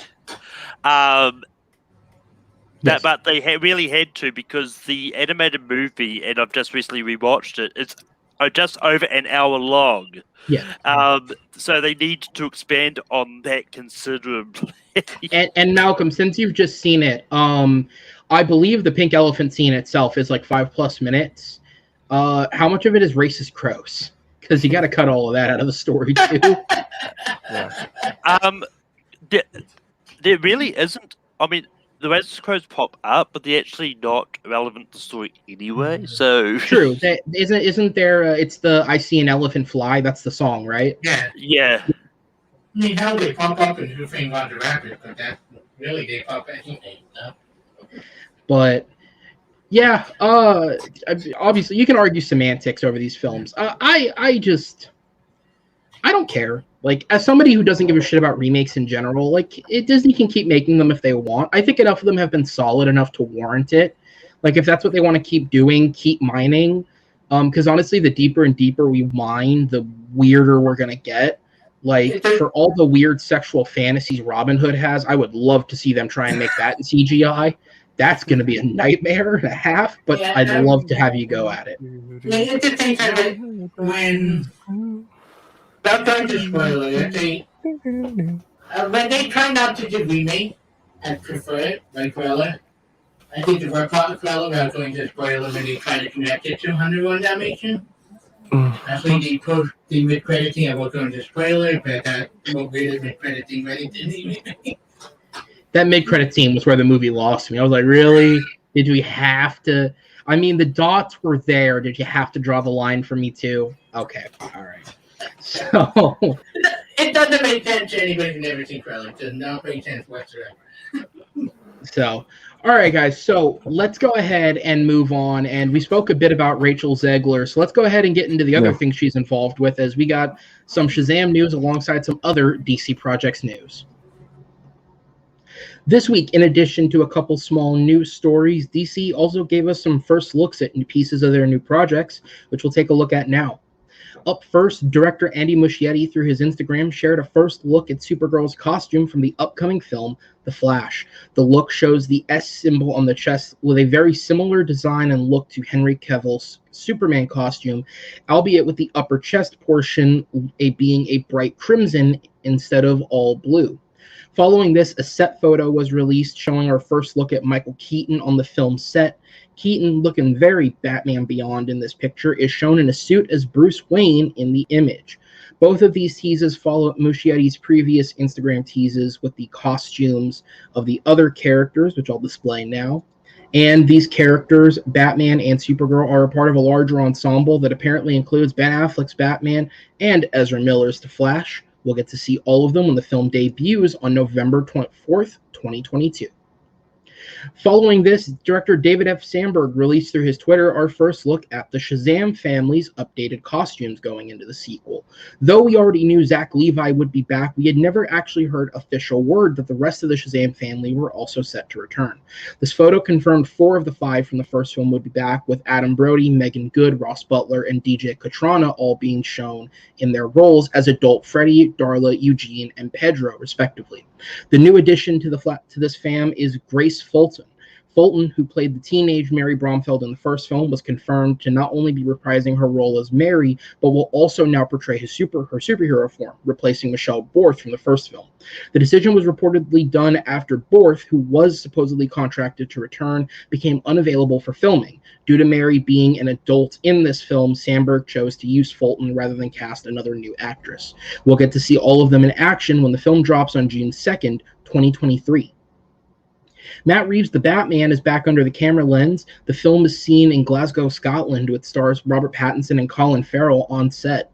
The previous rumor mill sites had reported that internal conflict was happening amongst Reeves and the studio, but no major trades have been able to confirm this, and Warner has maintained that this was a scheduled reshooting, as many other blockbusters do. Whether this was planned or not, the film does still seem on track to be released on March 4th, 2022. After already beginning work on Guardians of the Galaxy Volume 3, many assumed that the final cut on the Suicide Squad was completed, which James Gunn confirmed. He also gave us some fair warning on how long the film will be. The movie has a runtime of 2 hours, 12 minutes to specify. Jesus. And will contain both a mid-credit scene and a post-credit scene. Gunn admitted that the movie came out a bit longer than anticipated, but the film that exists is one that both him and Warner are very pleased with, and I'm sure he's hoping we'll all enjoy it as well when it releases on August 6th, 2021. And finally, many fans saw a new Hollywood billboard as a slight to Zack Snyder and his Snyderverse. The billboard, which showcases the leads of the Wizarding World franchise alongside the leading DC characters, showcases the DCEU heroes of Wonder Woman, Aquaman, and Harley Quinn, alongside Christopher Reeve's Superman and Michael Keaton's Batman, rather than the DCEU portrayals in Henry Cavill and Ben Affleck. Snyderverse diehards, who have spent the better part of 2021 calling for #Restore the Snyderverse, took to Twitter to see this as a slight towards their director and their dreams. Others, like myself, see this as just showcasing the most iconic versions of each hero, and as Aquaman, Wonder Woman, and Harley Quinn have no other theatrical portrayals, they're kind of the only options to go with. No matter how you feel about it, you can see the billboard hanging up around Warner Brothers Studios in Hollywood. So, guys, this is a 101. Don't edit these videos when you're tired, because I re-recorded that with a better take and pulled the bad one anyways. There you go. Yeah, that's why I stuttered on my word and went, Jesus. So there we go. I want to see the 2-minute, 12-second version of the Suicide Squad. The 2 hour 12, the 2 minute, the 2 minute, the fuck. This is, yeah, I record all of these in a row, and like I do pre-reads and stuff, and every time I hit record I fuck something up in it. But Right. at least I got them all done this week. So yeah, I'm gonna go with that billboard first, because I kind of took joking shots at it. This is dumb, right? Like, this is dumb that this became an internet issue. Like, listen, and I get that I've been, out of everyone, I've been the person on the show who is least supportive of Snyder. To quote myself, I've gone as far as to say he's lost sympathy with me for his behavior in the post of the release of Justice League and talking openly and proudly about going over budget and shooting things he wasn't supposed to shoot. Like, you lose sympathy points with me when you dick over a studio that is at least trying to make up for their past mistakes. So that aside, this is dumb, right? Like we all agree that this is dumb. It's not a slight. It's just you're showing the most iconic version of the character. And I don't think this was I mean, like nothing you commanded there be iconic, but like I would say Michael Keaton's Batman is far more iconic than Ben Affleck's Batman. And I would definitely say Reeves' Superman is more iconic than Cavill's Superman. So those would be the ones you'd gravitate to stick on a board. But I mean, if we're gonna go that direction, I think you could argue or make a case that it should be Christian Bale's Batman instead. I think at least in today's day and age, whenever you ask people just randomly, who's the first person you think of, and or if you ask someone, hey, who's the first person you think of that played Batman, more people are probably going to say Christian Bale at this point, just because with the Dark Knight and whatnot. Potentially. If they also wanted to go iconic in the sense of Dark Knight to a lot of people being the best Batman movie, I would have went that way too. Look, I wouldn't be surprised. I don't think it is like a slight to the Snyder stuff. I wouldn't be surprised though, because it does feel like they kind of do that anyway. I feel like they both do it to each other though, so it's like whatever. Like Snyder will do it to DC, DC does it to them. Toxic relationship. You just need to take a step away like from each Joker other. and Harley Quinn. Speaking of that, why are we putting Harley Quinn on there? Put some better characters on the board, Yeah, to be fair, I do agree with that. I get that she's like DC's golden child right now, but like there's more iconic characters. Do one that's been in a good movie, instead of a character that's been in bad movies. I mean, on that note, I think what they're going with the billboard was to show like quote unquote the main characters, but they also want to show the scope of thing. As I think if they put Christian Bale's Batman, they'll get complaints like, oh, they just want the DC stuff to be just showing most of the stuff post 2000, so they probably wanted to throw on a Batman and a picture of Batman and Superman from the 80s and 90s, just so it's not the whole bulb was not post 2000 thing. Otherwise, they would have put Brandon Ralph on there instead of Christopher Reeve. They should have done that. And there's a spot between the Wizarding World and the DC. Why did they not put Shazam on there? Seriously. Yeah. True. Yeah, replace Shazam. And they put Newt Scamander. I mean, that knows story has been hearing. But he is the lead of he's their the lead of franchise. Fantastic Beasts. I mean, he's a good character. I like him. So He is one of the better parts of those films. He's the one that I've been hearing right now, but that wouldn't have been hearing. But yeah, I mean, Everything else is the problem. Yeah. This is essentially Eddie Redmayne in the Fantastic Beasts movies. Okay, he's like, no, yeah, that, and I do that. And But them folks like to use the back Fantastic Beasts, that thing. You know what? I want the billboard of characters that whisper, speak, and scream. I need like Eddie Redmayne from Jupiter Ascending. I need Zod. I need characters. I want that billboard. That'll be a Jim Carrey's Riddler. Let's do that.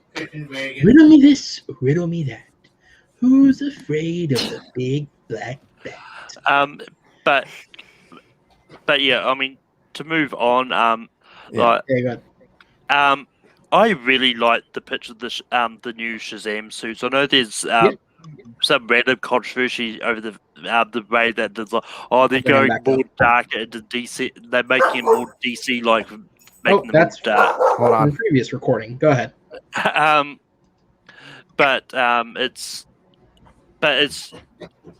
just one of those ones that I like with what they've done, and I mean, like maybe they put the glowing lighting in post, and I mean, it's one of those ones like, I like the fact that they've decided that once the actresses become sort of old enough to be their own old superhero stuff, they're going for it, because I mean, I know there's a lot of countries like, but because I don't know how old the actress Grace Fulton is. She is 24 or 25 years old.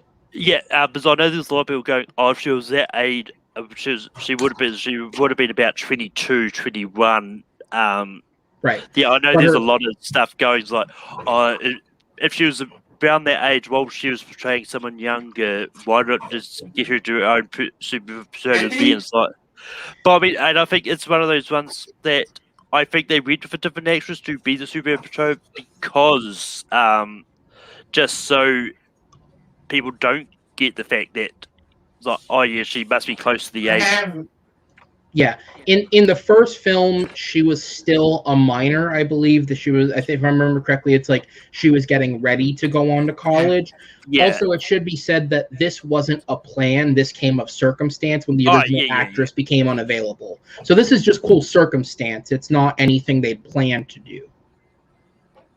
Yeah. But I think it works. Rather than like recasting another slightly older actress to take over, because some of those actors that are playing, like the guy who's playing the older version of Eugene, Ross Butler, he's also in his 20s. He's really not that much older than her.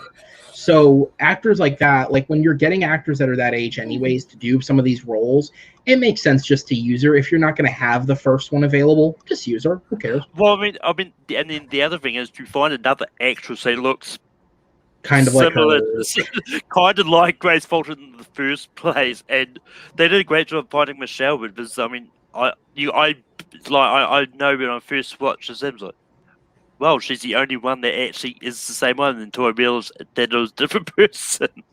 Yeah, no, she really did look like her. The rest all look like, yeah, okay, if you got older, puberty worked well, and you got real fit, sure, okay, I could see you becoming that maybe, but like... I wish I looked as fine as Adam Brody. Yeah.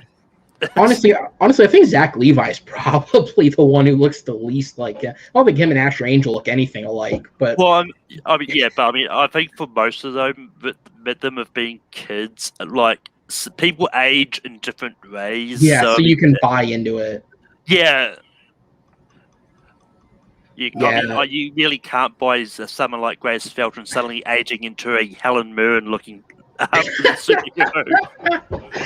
Helen Mirren is now playing the older. As you, the way the Shazam thing works is it goes from being a blessing to a curse, because the older you get, you still age 20 years. You just look really old. Yeah. I want to see 20 years down the line when all these kids are adults and it's Grandpa Shazam. They're just all old people that are coming in and fighting. That'd be something. Yeah, and I mean, like the other thing I want to talk about is it's just a picture of the suits that they're doing from the new Flash movie. Yeah, they look good. I can't wait to see the scene where Batman spills tomato sauce on his suit. Because that clearly is what it looks like. Yeah, it's not blood. It's something else. It's just tomato sauce. Let me find it. Let me pull it. Let me go back. And I know there was a picture that was circulating from the set, which has been recently taken down, that of Sasha Callie or Kale, whoever's playing Supergirl anyway, actually in her suit. Yes, I could not find it. Well, it's been taken down because the director has said that that's not a true representation of what the suit's going to look like, and he didn't want that to be indicative of the movie, just because he wanted people to experience that suit like fully for the first time, like with all the effects and stuff showing it flying and all that, which I think is good. You notice it honestly, it looks to me more like he spilled like strawberry jam. Like he was making a sandwich and he spilt some on himself. He should have just got drive-through instead. I mean, Alfred he keeps trying to offer sandwiches, and he's like, "No, I'll take drive-through instead." Oh yeah, drive-through. No, let's go. If we go back to the billboard, if we're being real and putting the most iconic versions of the characters up, it should have been George Clooney with the nips. That's the only answer. It's the only answer.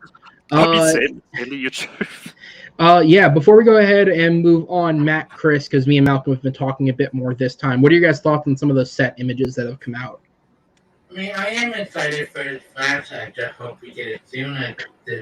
Matt's in that fuck you, I'm busy phase. So go ahead, Chris. But I mean, that's what I really want to know what the plot of this film is about, because I really we got we got Ben Affleck, we got Ezra Miller, and we got the guy who plays Supergirl. Who the villains are supposed to be for this movie? Reverse Flash. They've already said Reverse Flash. We just don't know who's playing him. Oh, I hope they get somebody good for Reverse Flash. I shouldn't say. It's technically not confirmed, but Muschietti has posted multiple things on his Instagram, which is where all those pictures came from, so you can go see them. He's posted multiple images that have Reverse Flash logos on them, so it's highly believed if they're around stuff with the logo on it, he'll probably be in the film to some extent. I mean, they have a tough act to follow from the Flash TV show, finding a good actor to play Reverse Flash. But I mean, I'm looking forward to it. Is it coming out next year? Or is it November 2022? Yeah. So hopefully we get some news later this year with the DC fandom event stuff. But I'm looking forward to it. Today I'm looking forward to. I kind of interested to know how many years did take place after the first one, or does it take place directly after the first one? Because they did have to play, they did age up the kids, or keep this image. Are all of the kids coming back? That we're trying to think. All the same kids are returning, yes. Okay. And the parents. Yeah, so they probably won't take that many years after the first one. Yeah, they're gonna have to update it. If simply because if any of you guys have seen Luca, and I haven't even seen it, I've just heard from the trailer. To put it politely, Jack Dylan Grazer's balls have dropped since Shazam came out, so you cannot say that took place one day after. Well, yeah. I mean, I think it's a case with the superhero movies. I think it's a case of they always generally. He was Alberto. It's never they never go take. You're never going to get them taking place one day after. Yeah. And I mean, I think it's a case of if Grace Fulton is old enough to be able to play her older superhero self, then it must be at least 2 years or so later, so that it's more believable for that to be the case. Okay, now that you say his weight dropped and Jacob Tremblay come out more realistic as a kid than the guy down the drain that did the movie. Yeah. Matt, any thoughts on it before we move on? Michael Keaton, that's cool that he's in the movie. That's about the only thing I care about, though. Still not going to see the movie, more than likely, because I don't even know if it's even going to matter at the end of the day. This is the one that'll make everything matter, Matt. That's what they say, though. Setting the time. It won't. And then they'll reset it again. So who knows at this point? I'm just. Who knows if the movie's ever going to come out of it in the end? But before we go ahead and move, no, sorry. So No. Go ahead. You're good. It'll be funny if the movie never comes out. They're just filming this movie. It's like, oh yeah, we're just not going to release the movie. You just filmed all this stuff for no reason. It'd be like the ultimate. It'll be the ultimate FU to Ben Affleck. Ben, we know you've gone through a terrible career at points, a divorce, alcoholism more than once, probably some major losses in gambling if Rounders is anything to go off of. But let's also not release your movie. Put one more in there. Let's get one more while we got you.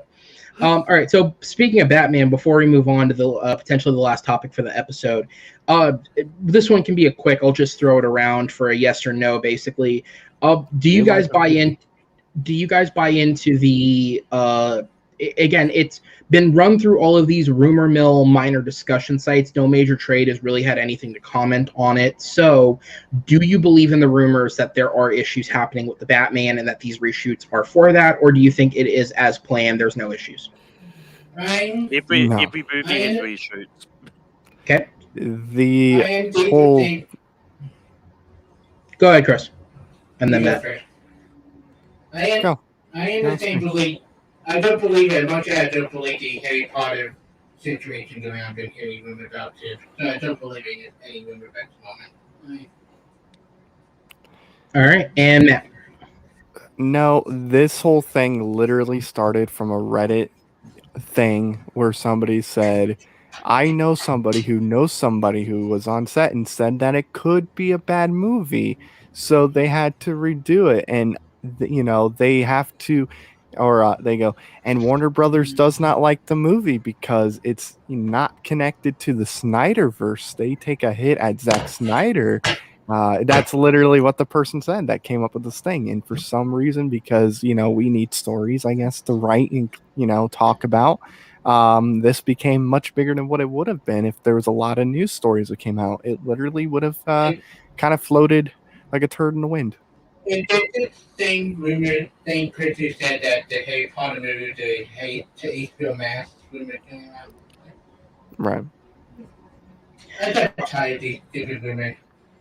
All right, so this is a topic that will come back up at some point in the near future because unfortunately we don't have Nikki and Devin with us tonight, so he can't go in on this because I know he's a big fan. But it is in the title. We've waited till the end. Let's go ahead and skip over a video and get into our second big story to finish off the night.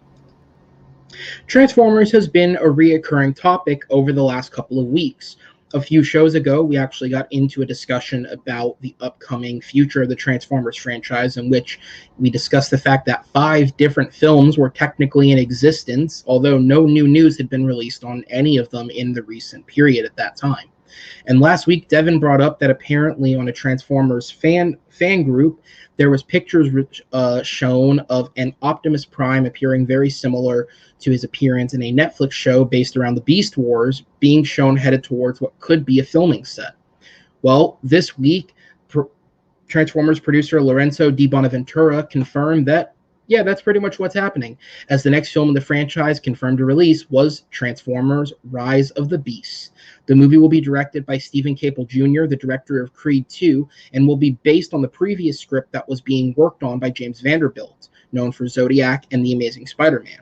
The script he was writing was based around the Beast Wars mythology, though it is unknown if Vanderbilt's script has been rewritten.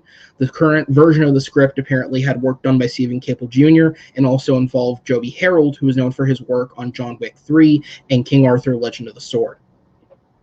Producer Lorenzo Di Bonaventura also revealed that the film will feature Autobots and Decepticons, as well as Predacons, Maximals, and Terracons. The movie will serve as a standalone sequel to 2018's Bumblebee, with it being set in the same world and it being the same Bumblebee and Optimus we saw in that film, but reportedly none of the human cast are back. The movie will be set in 1994, following the first film being set in the 80s, and will have sequences in both Brooklyn, New York, and around Peru, specifically Machu Picchu. Peter Cullen returns as the voice of Optimus Prime and will be joined by Bumblebee, Mirage, who was last seen in Transformers Dark of the Moon, and Arcee, who was seen in the Cybertron opening of Bumblebee. Di Bonaventura also said that some other Transformers who will make their debuts in this film include Scourge, who will be the main villain of the film, as well as his fellow Beast War characters including Nightbird, Air Razor, Rhinox, and Optimus Primal. The movie will also contain a human element, with previously announced In the Heights star Anthony Ramos cast as Noah, an ex-military mechanic with a big tech knowledge base aiding the Transformers. He will also be joined by Dominique Fishback, who plays a researcher with an interest in the Transformers and their history. Transformers Rise of the Beast is already in production, having begun secret filming at the start of June, and is set to release a year from now on June 24th, 2020. All right, so that cut off at the end there, but June 24th, 2022 is when the film is set to come out. Hashtag Devin knew. Yeah, I had to give him the credit there. He brought it up last week before the show, and then he brought it up on the show as well, that he'd seen. I couldn't remember exactly what it was. I think it was some kind of Transformers fan page where basically someone had snapped a pic of a truck that looked a lot like Optimus Prime, but specifically a version of him that had been seen in relation to content about the Beast Wars that had been done on Netflix. I guess the designs were very similar, and he'd remembered that one of the topics we brought up was this Beast Wars script that was somewhere in development with James Vanderbilt, and we didn't really know what had happened with it. Yeah. And now we know that apparently at some point they decided to merge that script with whatever Stephen Caple Jr. was brought in to originally do, and that it's been in production for nearly a month in secret, which is actually kind of incredible. That's the incredible part of all this, that they kept it secrets. Yeah. So, That's true. Go ahead, Malcolm. yeah, look, I like Bumblebee. I think it's good. And I mean, I don't hate the other movies in the franchise. Last Night, Withstanding, I think that's a piece of shit. Yeah. But Can I just I mean, say, I don't mean to cut you off, but when I was downstairs before the show, that movie happened to be on TV, so I saw about 20 minutes of it, of the first time I'd ever seen anything from that film, because I actually chose to skip it on purpose. Can I just say, what the fuck is up with that movie constantly switching camera quality and aspect ratio? Did anybody else notice that that movie did not keep a consistent camera look, color palette, or format for more than 2 minutes? Because that was fucking annoying. Oh yeah, it was. That's the only thing you noticed. I mean, the movie was shit. I wasn't paying attention to much else. It's very distracting. So yes. Well, the only good thing about that movie is to go through a door to explore it. That same. But yeah, I mean, based on what the characters are called, I think I got to know the plot. Anthony Miles is playing Noah. He's going to be subordinate arc. He's got to get 2 of every Beast Wars to get on this arc. He's got to save Populous. Yeah. It's going to be Transformers meets Noah arc. I'm calling it. Can we get was it David O. Russell or Darren Aronofsky? Which one did that recently? Darren Aronofsky, I believe. Was Aronofsky? Let's get him involved. Let's do that film again. Do that again. All right. But does that mean we finally get to see Transformers Bone? We know they have testicles. Michael Bay made sure to tell us that much. So can we see them bone? Because his exact quote was, "We can do anything to them as long as there's no human blood." So like, as long as the Transformers don't bleed during sex, like I think we're in the clear to show it. Right. Did somebody scream? I think Chris died a little inside when I said that. Okay, I thought I heard somebody scream. I don't know. I don't know. To me, the image of a poor little RC taking it from Bumblebee is just something that needs to be shown. Yeah, I agree. Should absolutely. Oh my god. Oh. Go ahead, Chris. Go ahead.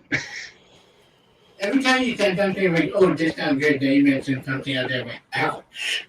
You mentioned the Zodiac, and then you mentioned Amazing Spider-Man, like, "Oh, Zodiac, yay!"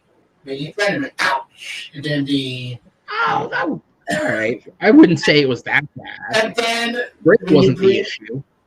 And then when you bring up the other screenwriters who also Peanuts and Legend of Story, they're like, ouch.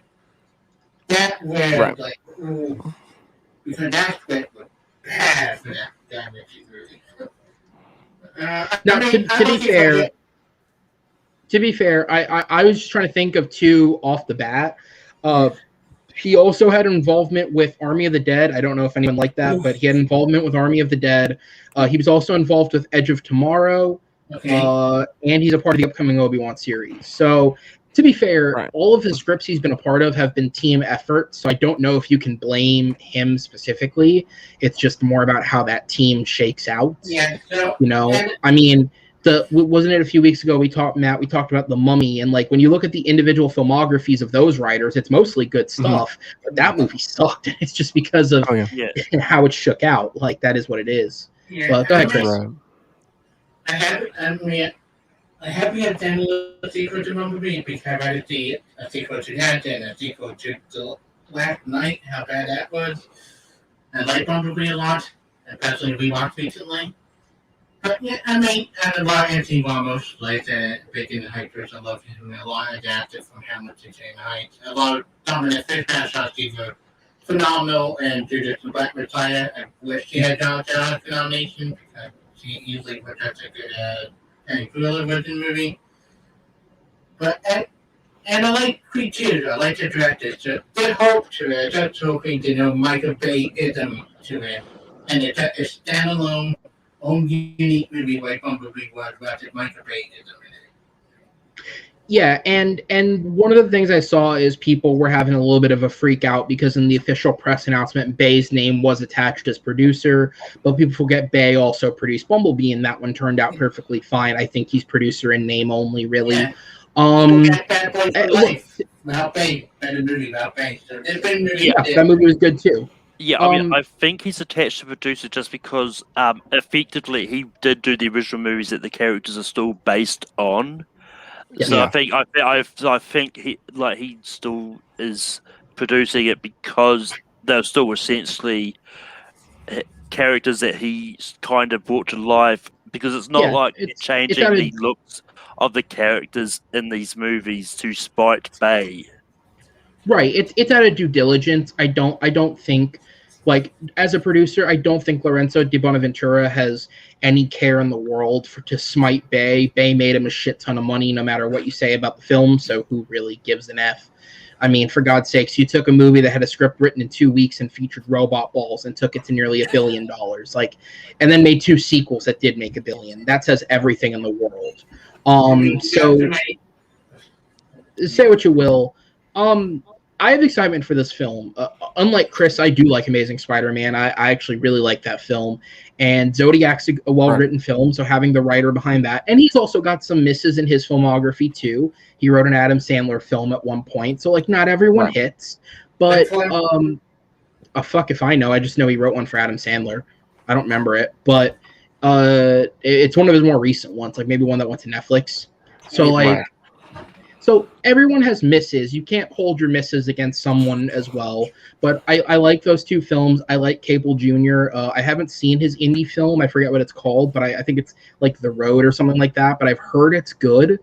And I like Creed 2 a lot. It wasn't as good as Creed 1, but I thought it was a solid film. So I again, it's kind of like a Travis Knight. It's like an unassuming choice. Like, he's never done anything like this before, but it worked. So let's try it again. Let's see how he does. I like that this film is seemingly having a smaller human element. Like, even though more cast could be announced, usually when they announce these films, we get like 6 or 7 actors out the gate. I mean, like, I remember with The Last Night when its press announcements were first coming out, like, Gerard Carmichael was a part of the initial announcements, and he doesn't have a huge role in The Last Night, but he was a part of the official cast announcements. So the fact that we only have 2 names on that list, and there is a 3rd actor who will be playing a younger brother to Anthony Ramos's character, but the fact that the human element is remaining smaller again, kind of like it was in Bumblebee, I like that. I like that they're going back to a small Transformers team. I actually think, and it's got a lot of atrocious shit in it too, but I actually think that Age of Extinction might be the best one since the first Transformers, if we're just looking at those 5. If we're looking at those 5, and simply because with 2 and 3, the Transformers groupings are so fucking huge that it's impossible to keep track of your characters.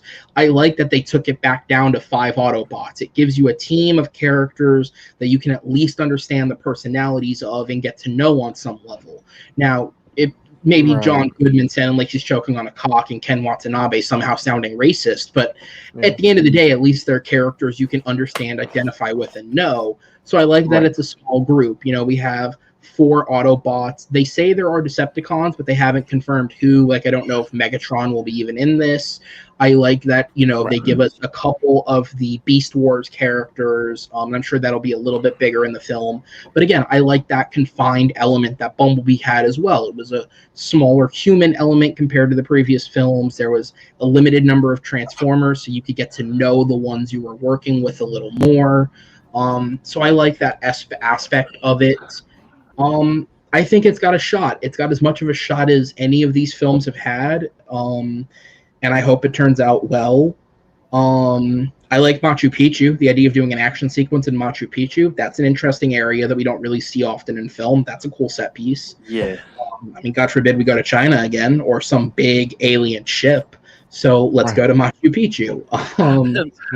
But I mean, like, if anything, the one thing that kind of concerns me about this is the fact they're bringing in so many it seems like they're bringing in so many different types of like Transformers. Because I mean, it's like Right. the Autobots, the set, because you got the three different, from what Three I assume, different Beast Beast Wars. Yes. Wars things. So how many of those we get is going to be interesting, because it could turn out that we're getting 20 different types of robots on Potentially. screens, like, and it kind Right. of worries me because it's going to be like, and to do an example, I really hope it doesn't Right. turn into Spider-Man 3 where they try to get too much villains and stuff on screen that just don't get a lot of screen time at all. It's like, Mhm. Yeah, so the press announcement said that in addition to Autobots and Decepticons, we'll have Predacons, Maximals, and Terracons. Unfortunately, our Transformers expert isn't here, so I can't actually tell you which of those are good and bad. And then in addition to that, they named 5 specific characters that we will see. One of them in Scourge is the main Mhm. villain. So we know who the villain of the film is. We know the other characters. From what I read in the press release, apparently Optimus Primal Yeah. is a completely different character from Optimus Prime. Apparently they're actually of no relation to each other, but he is another hero, so that'll be one more on the good team. I don't know where the rest fall.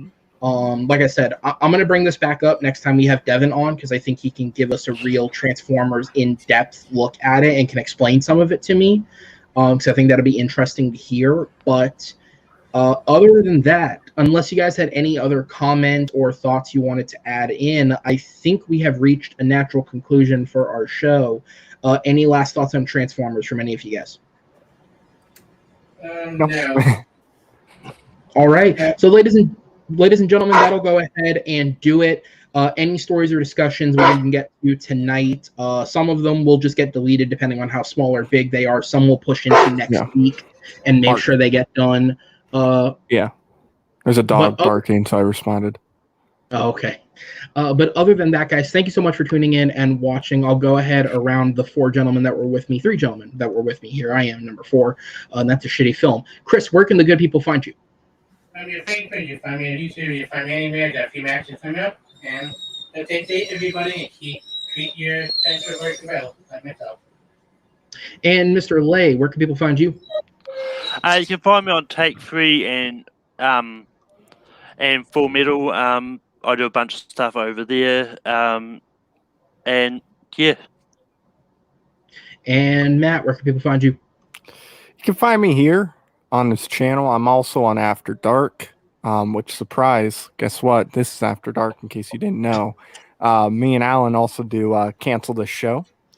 We went live for the first time ever on Tuesday, so that was exciting. And then you can also find me on my other channel, the Inside the Horseshoe podcast channel. Look at all these videos you could watch. That one I attack a writer because he is factually incorrect with the stuff. But yeah, if you're into football, go to that. The real football too, not the, overseas football. As an Irishman watching the Euros, It's just a kick. It's called kickball. You're playing kickball. Yeah, which game uses mostly their feet. Anyways, thank you guys for watching the show. As Matt and Malcolm said, please be sure to check out all the other content on the other respective channels that are also aiding us. We have Malcolm from Take 3 and Full Metal. Be sure to check him out over there. We have Matt, who runs Inside the Horseshoe. Be sure to check his stuff out over there. With that said, be sure to please rate the show, comment, subscribe. Even if you dislike and it's something negative, at least it's something we learned in its interaction, so it helps us no matter what. So be sure to do it. Be sure to check out everything that we have going up on this channel. Tomorrow we have at noon EST, the Supernova Show. All your geekiest desires and pleasure are discussed. And as I said previously, since we are not doing active Loki discussions and we're not really talking about the Bad Batch at all, if you want opinions on those shows, they are covering them every single week. So it's a reason to tune in and check out that show. On Mondays at 7 p.m. EST, we have Schmo Talks going up. That is my Schmodown show. This Monday, we have an interview with the lead composer of original music for the Schmodown, David B. As I've said it to the people I've talked to in private, it is one of the worst interviews I've ever given. in terms of actual functionality of an interview, but it is just a hell of an interesting discussion. We go everywhere from his experience with the Schmodown to kids' behavior in the modern day in the schooling system. It is just a wide berth of topics. We get into everything. It was an incredible time. He's a lovely dude, and it was such a fun time. So be sure to check that out when it goes up on Monday. On Tuesdays, as Matt said, cancel this show, go up, God forbid, if politics is your thing. Be sure to check out some fun conversation between these two gentlemen. And as I updated last week, Movie Battleground is in the process of coming back. Behind the scenes discussions pending. I am looking at Thursdays as a potential upload day for the show. I figure putting anything on the weekend will basically get drowned out by the Schmodown, so right before the weekend might work. So we might put it on Thursdays, but obviously Matt and I can discuss that further behind the scenes, and we will figure that out, what's best for the channel and what's best for the show. But we are coming closer and closer. As I said, very, very soon an actual schedule will be announced, but our first matches are in the process of finalizing all the behind the scenes measures in order to record, which is super, super exciting. And again, thank you guys for watching. Please be sure to rate, comment, and subscribe. Check out everything else that we have going on the channel. Check out all our supporting channels. Oh, also, one last announcement. If you guys make it this far, if you are into trivia, tune into our sister channel, TMG Trivia, tomorrow. I will be joining Kevin Poss, who runs the TM Geek League, for a very exciting announcement around noonish EST, kind of the same way this show starts at 9ish. So at noonish EST, tune in. We will be doing an announcement. And also, if you're curious, I'm playing trivia tomorrow night, so be sure to tune in when that match goes up. Thank you guys for watching, and we will see you next time on After Dark. Take care.